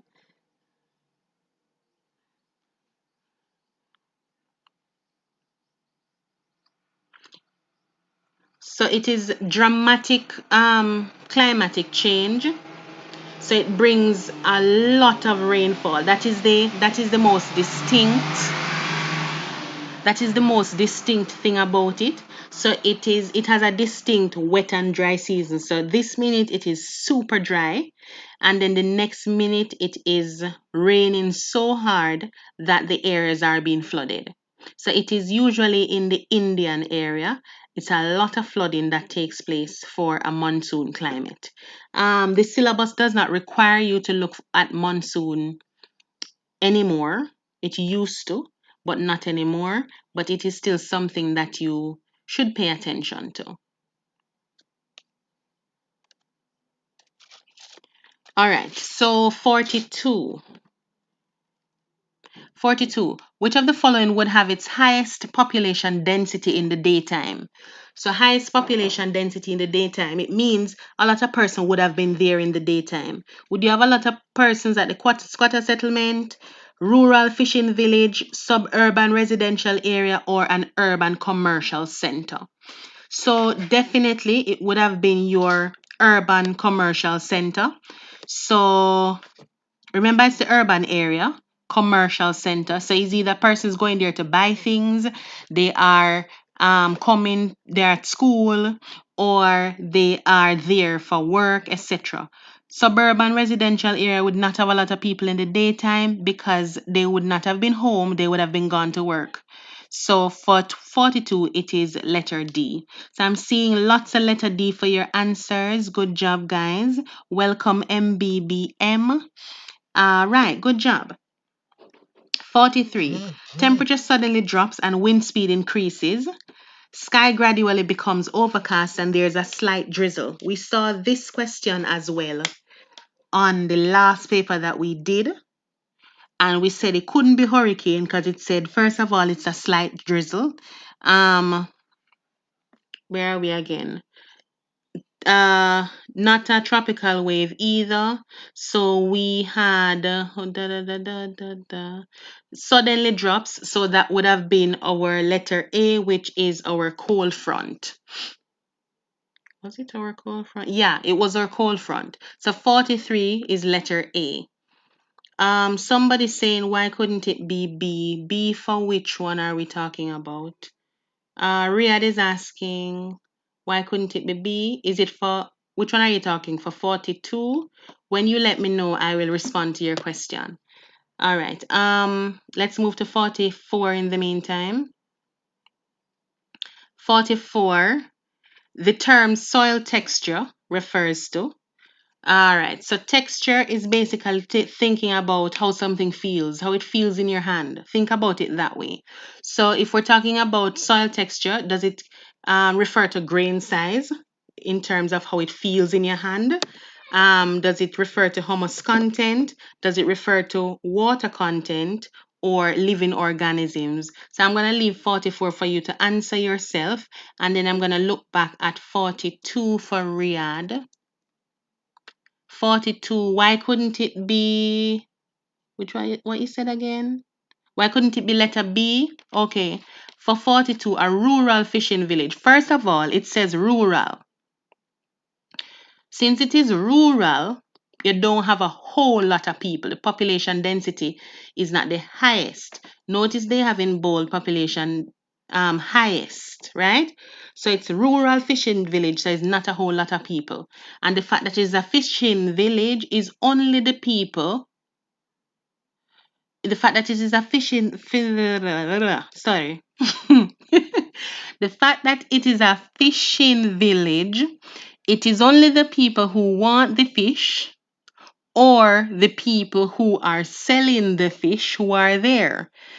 So, to look for the best answer in this point, it would have been D for the urban commercial center. Out of all of the options there, that is the one that would have had the highest population density. All right. So we are back to Riyadh. Let me know if you understand now. We are back at number 44 for soil texture. So answer for 44. Um, mm, okay, so I see Pinto was responding to Riyadh because people go out for work in urban areas. Good. So 44A is correct for grain size. Remember, for remember that for 44, soil texture, anything at all you think about texture, you're thinking about how it feels. So just picture it in your hand. Good. Riyadh gets it. Good job. Picture it in your hand, how it feel in your hand. So which one of these ones would we think how it feels in our hand? Would it be, if soil texture, would we be thinking about living or organisms? Would we be thinking about water content, how it feels in our hand? No, we'd be thinking about the grain size. So for 44, it would have been letter A. So we are correct.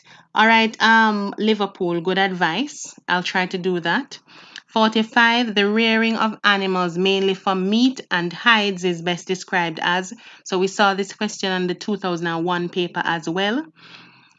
Meat and hide, that is our livestock farming.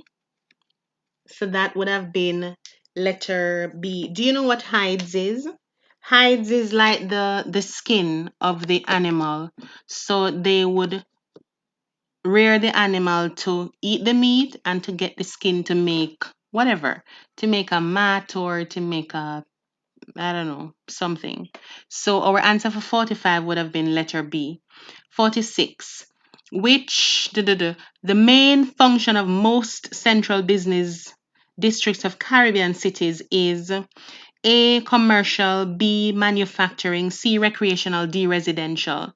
All right, so it says central business district. So you see the business in it already, so you know that business is taking place in there, right? So for the business, that would have been your commercial area, right? So central business district would have been your commercial area that is taking place. Remember the map that we looked at earlier? where we were looking at the place that would have the highest value, and we were looking at that city space, that would have been your commercial area, or that would have been your central business district. So for 46, it is letter A. So we have Francisco getting it right, Vedish getting it right, and Tamika Miller getting it right. Chelsea's right, Haven is right. Good job, guys. We're moving on to 47. Where is it? 47. Which of the following explains why fresh flowers must be exported by air? All right. A, flowers are light in weight. This is relatively common sense for this one. Flowers are light in weight. B, air transport prevents loss of color. C, flowers are expensive to produce. Or D, flowers are perishable products. So for this one, 48, it would have been letter D. You would want, if you're exporting flowers, that means you're sending it to another country, and it is fresh flowers. So you want the flowers to be fresh when they get there. So the reason why you would export your flowers using air transport is because flowers are perishable products and you don't want them to wilt, so you would send it by air. So your answer for 48 would have been letter D. So we're moving to 49. Which of the following statements does not apply to the forest of the Caribbean region? So if you notice, a lot of the questions on this paper has to do with forest. Forest is off the syllabus now, so those questions, you can expect them to be off your exam. So 49, which of the following does not apply to forest? A, trees prevent soil erosion. We saw this question as well on the last paper that we did in the live. B, wooded areas help to conserve the water supply. Forests are major suppliers of pulp to paper industries. Do you remember when we were talking about the pulp to paper industries, and we were trying to figure out if there is any country that uses their forest to make paper? And we learned that Trinidad had a paper factory. Yeah, that's the same question. Forests provide a valuable source of timber. So our answer is 49. Um, Forests are major suppliers of pulp to paper industries. So 49 is letter C. Somebody's asking me to go back to 47. What's happening at 47? Oh, I never did 47. All right, 47. Sorry. Which of the following areas experience a tropical marine climate? So let us look through. Anywhere you see Jamaica or one of your countries, then it is tropical marine, okay? So we have Australia, blah, blah, blah, blah, blah, blah, Jamaica. That is tropical marine. So if you get a question like this that is asking you for a tropical marine climate, just look for your own Caribbean country, anyone that it falls into. That would have been your answer because you're 100% sure of it being a tropical marine country. Okay? So 47 would have been letter D for our answer. Thank you. Vedish asking, hold on. No, I've never marked CXC papers. So I don't know what they're going to do. But paper one, it's just either right or it wrong. So we're trying to get as much right as we possibly can. All right? So let us go back to number 49. That's where we were.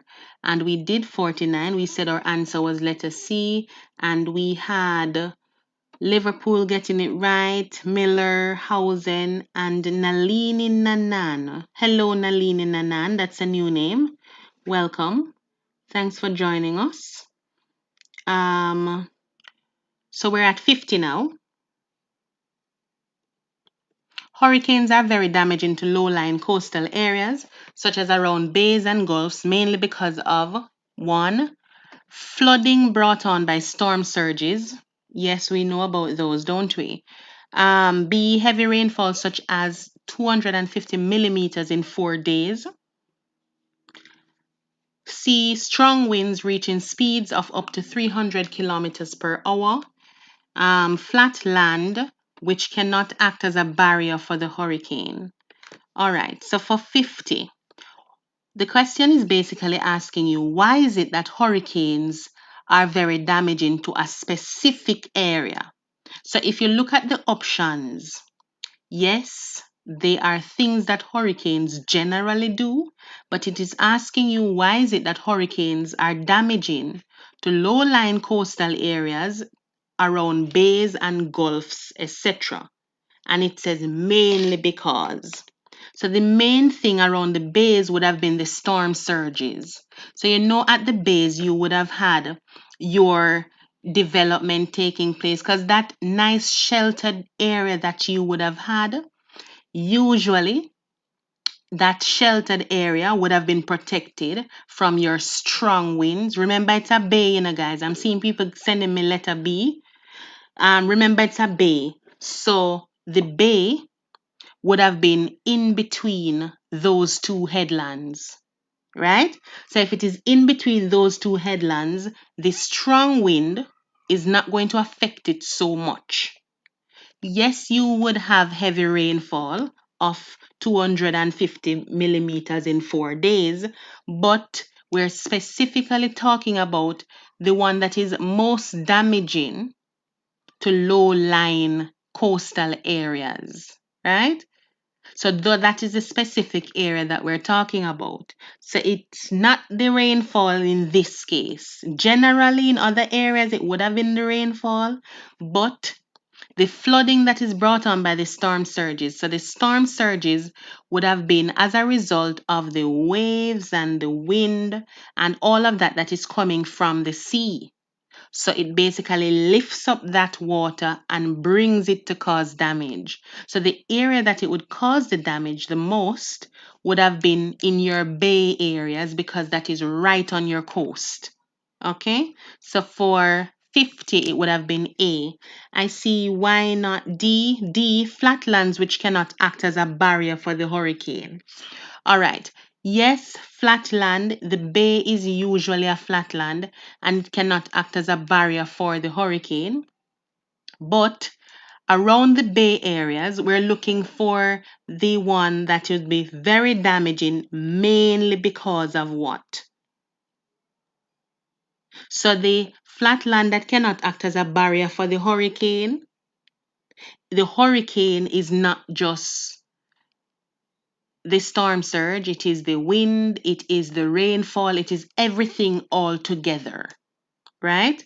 So we're looking for something specific to bays and gulfs. The one that would be most damaging to bays and gulfs only would have been the water that is coming from the sea, that is lifting up like a mini tsunami, that is going to destroy the bay because of where it is positioned. So that is why our answer for 50 would have been letter A. Let me know if you're good now. 51. Which of the following resources can be considered non-renewable? So 51, we have A, offshore fisheries, water, bauxite, mahogany trees. So there's only one there that is not renewable, and that is bauxite. So that is letter C for 51. All right, 52. Which of the following relief features is a result of plate tectonic activity in the Caribbean? So just by looking at them, which one is as a result of plate tectonic activity?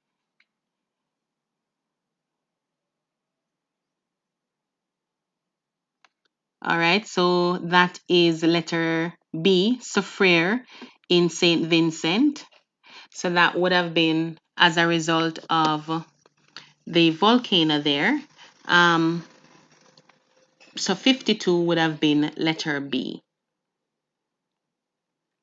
Let's look at 53. I see a D for 52. I'm thinking that's an error. because it says plate tectonic activity. So Palisadoes spit in Jamaica. A spit is as a result of coastal deposition. So it's not tectonic activity. Once you see plate tectonic activity, just think back to when you're doing volcanoes, earthquake, plate margins, etc., and look for the feature that is in that topic that you were doing. So that would have been Soufriere in St. Vincent. 53. So good job, Haven, Housen, Liverpool, Pinto, Miller. Awesome. 53. Which of the following species of trees is not native to the Caribbean? We have mahogany, green heart, purple heart, and teak. What is your answer for 53? What kind of trees do you have in your own country? And it said not native to the Caribbean.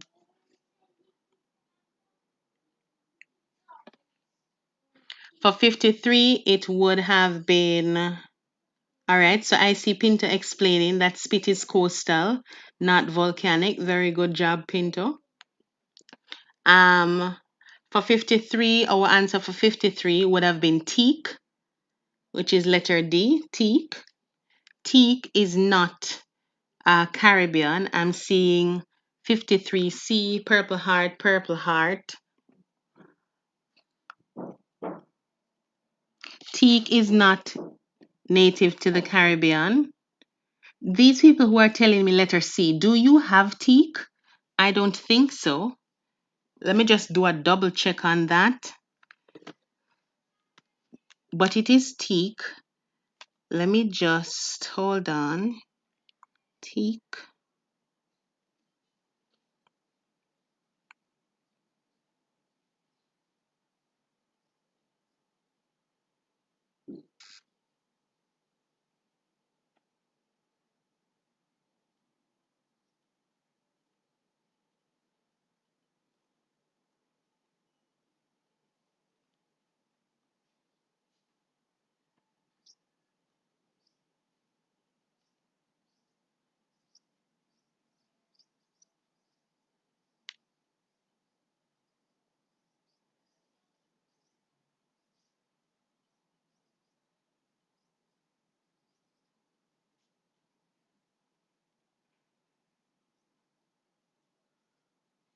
All right, so teak is found in arid areas with only 500 millimeters of rain per year. So that's where teak would have been found, not Caribbean. Trinidad has teak, maybe because of Trinidad's location, which is so far to the south of the Caribbean. That is why you have teak. I know that Grenada has purple heart. Any Grenadan people here? Grenada has purple heart. Hold on.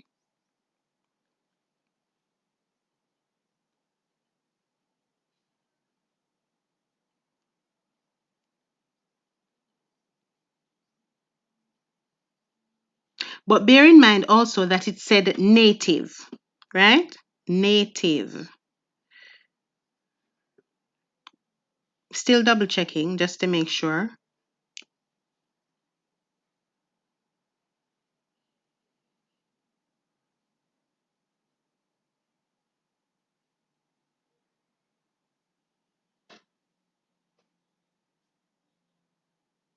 Yeah, purple heart is in Guyana, but also it could be as a result of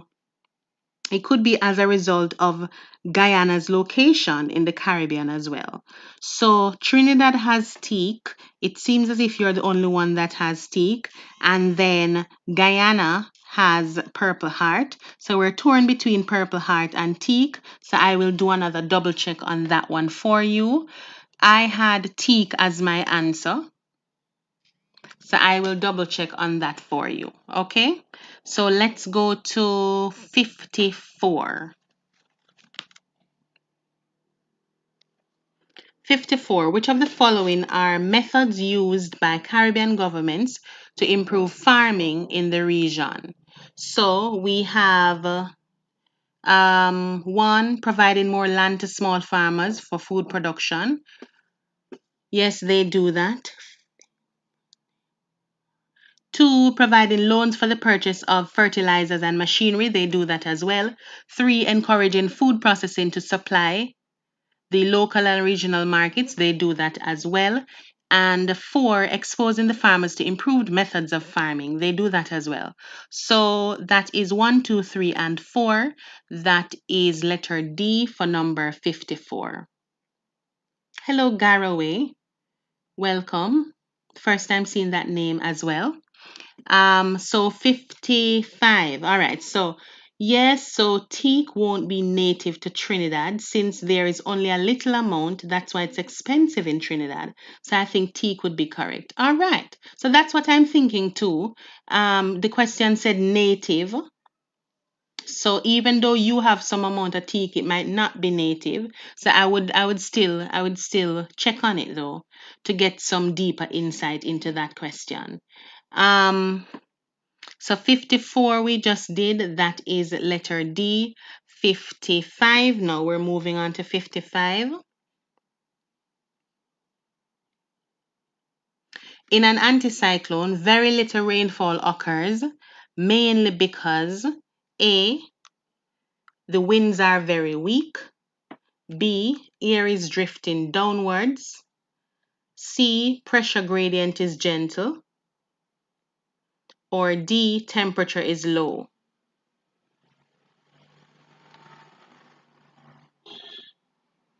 That is for 55, I'm sorry. So for 55, in an anticyclone, air is drifting downwards. So our answer for anticyclone, I think, would have been letter B. Let me just double check that for you.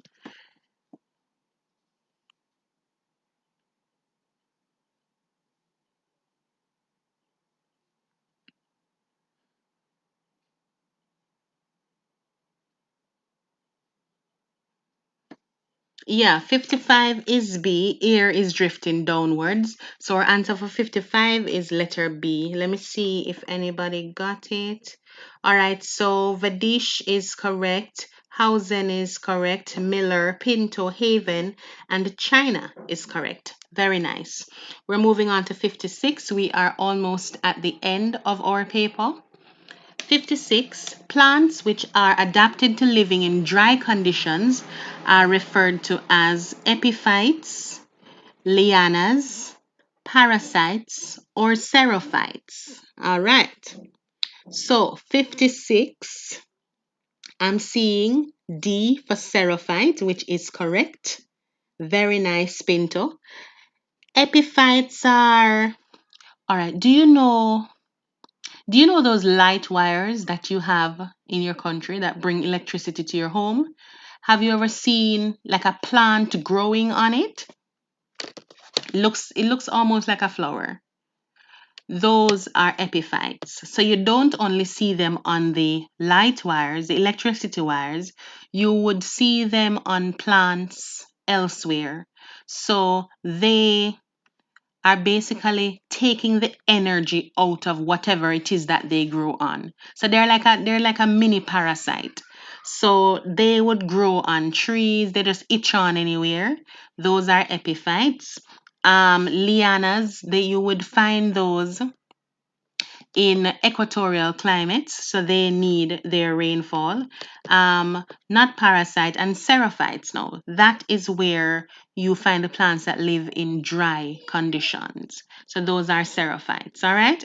So 56 would have been letter D. 57. So good job. Good job. Letter D for da da da da. 57. Which of the following factors are most likely to result in urban growth in the Caribbean region?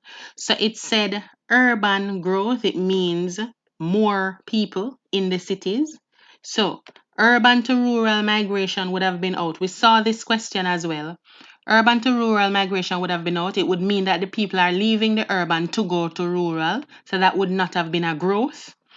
Rural to urban migration, that is in, because if you're leaving rural to go to urban, then it will result in urban growth. So our answer down here must include number 2. So what A would be out, B would be out. We would be left with C and D, right? To pick our answers from. 3, high death rate and low birth rate. So if the death rate is high, you have more people dying and less people being born. That is not going to give you a growth. And low death rate and high birth rate. So you have less people dying, more babies being born. That is going to give you a growth. So you end up with 2 and 4. So our answer for 57 would have been letter D. So we have housing correct. Francisco, correct. So letter D for 57. We also have Vedish, Pinto, China, Haven, correct.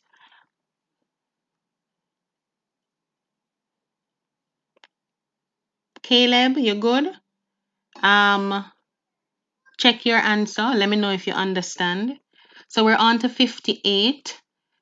The natural increase of a population is a result of. So natural increase. So it can't be anything relating to people coming into your country. Natural is by birth or by death. So only those we're going to be looking at. So we would take out net immigration, we would take out net emigration. So we would have A and B to work with. So A for natural increase, higher birth rate than death rate. So that would give you an increase where you have more babies being born than persons dying. So that will give you an increase. So our answer for 58 would have been letter A. So we have, so Caleb is good. We have Pinto correct, Rohan correct, Francisco correct, and Hausen correct. Very nice. We're at number 59. Then we have one to go to the end of our paper. 59. Agriculture which involves the periodic cutting and burning of vegetation is termed A. Nomadic farming, B. Dry farming, C. Subsistence farming, or D. Shifting cultivation. So just by looking at this, for me at first I thought, whoa, this is slash and burn. But when I looked in the responses, there is no slash and burn. So you have to go through to really figure out which one it is that they're talking about. So it says it involves, first of all, periodic, which means it's not all the time. Cutting and burning of vegetation is termed as what? So when you look at it and when you think about it, it means that you are, from time to time, you're cutting and burning the vegetation so that you have the land space to use, right?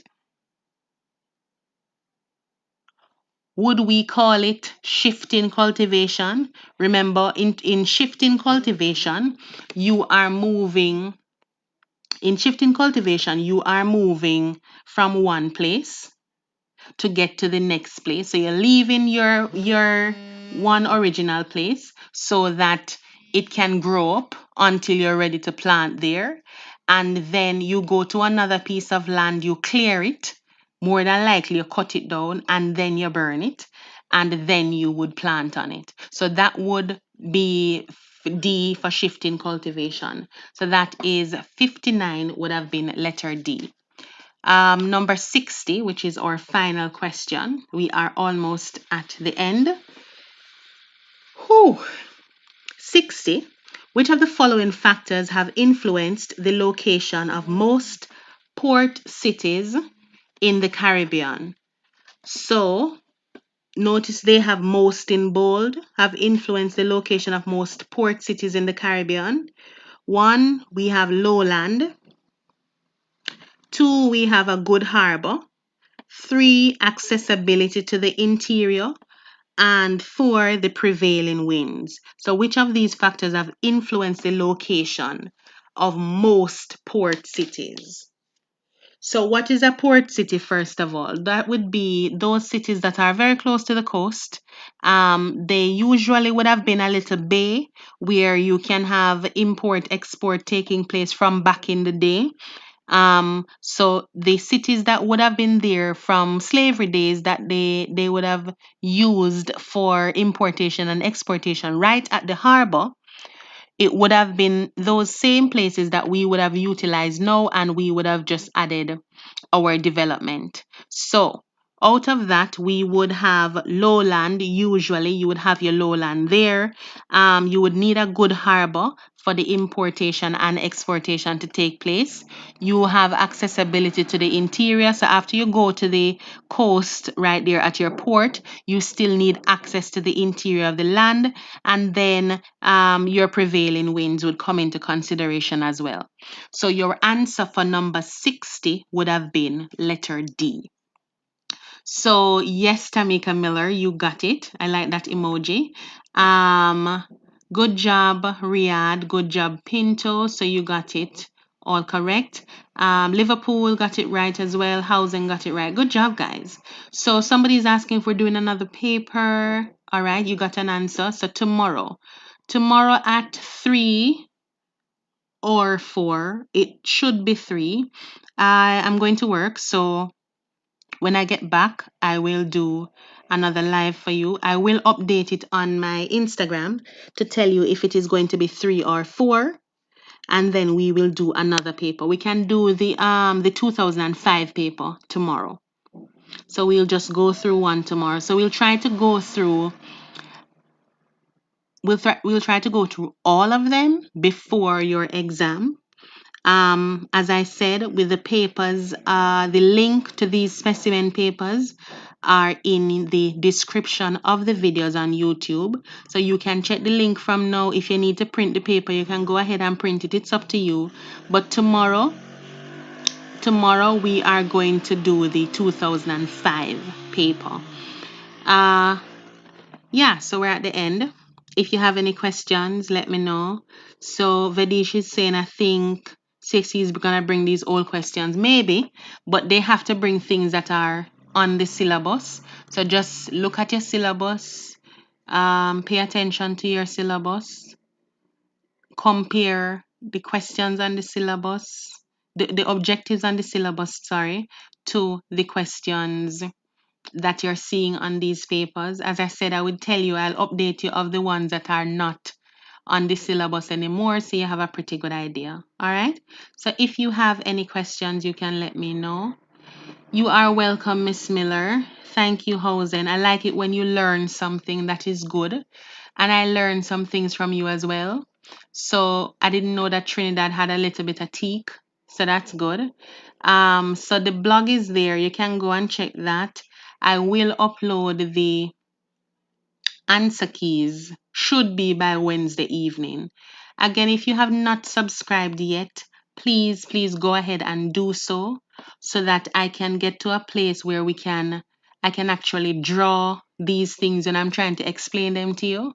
So I can have my phone camera set up and I'll draw them so you can actually see what I am talking about when I try to explain them to you, okay? So Pinto tomorrow. Pinto, ensure that you follow my Instagram page. I always post it there on my story so you'll know what time is going to be the live. Um, so it should be 3 o'clock. Should be 3 o'clock. If not 3 o'clock, then it would be 4 o'clock. So housing, yeah, I'm thinking nothing with folding is coming either. I don't think so. But if something with folding pops up, you will be ready. All right. If you have any questions, let me know because we're about to go. Again, you can always send a question in the discourse geography chat room. If I'm not there, another student will answer you from somewhere. Soon enough, we'll have other teachers on it, hopefully, so that they can answer some of your questions as well. Okay. Um, I'm seeing a question from Vadish. Where did it go? Hold on.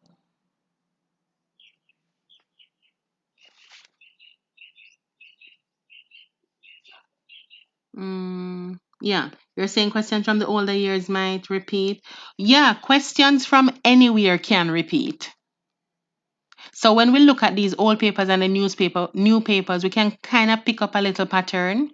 But questions from anywhere can repeat, and we see a lot of repetition going on. But what I don't think will repeat, are the questions where that topic is no longer on the syllabus, right? So just pay attention to your syllabus. And yeah, any questions? No more questions. All right, good. So tomorrow, guys, we will be back here at 3 o'clock, and bring your friends so that we can get some more subscribers so that we can draw and actually show you what we're talking about. Okay? Bring your friends, ask them to subscribe, share the information. I will save this live as well so you can get to look back at it. Okay, thank you guys for joining again. It's my pleasure. Have a lovely afternoon. God bless you.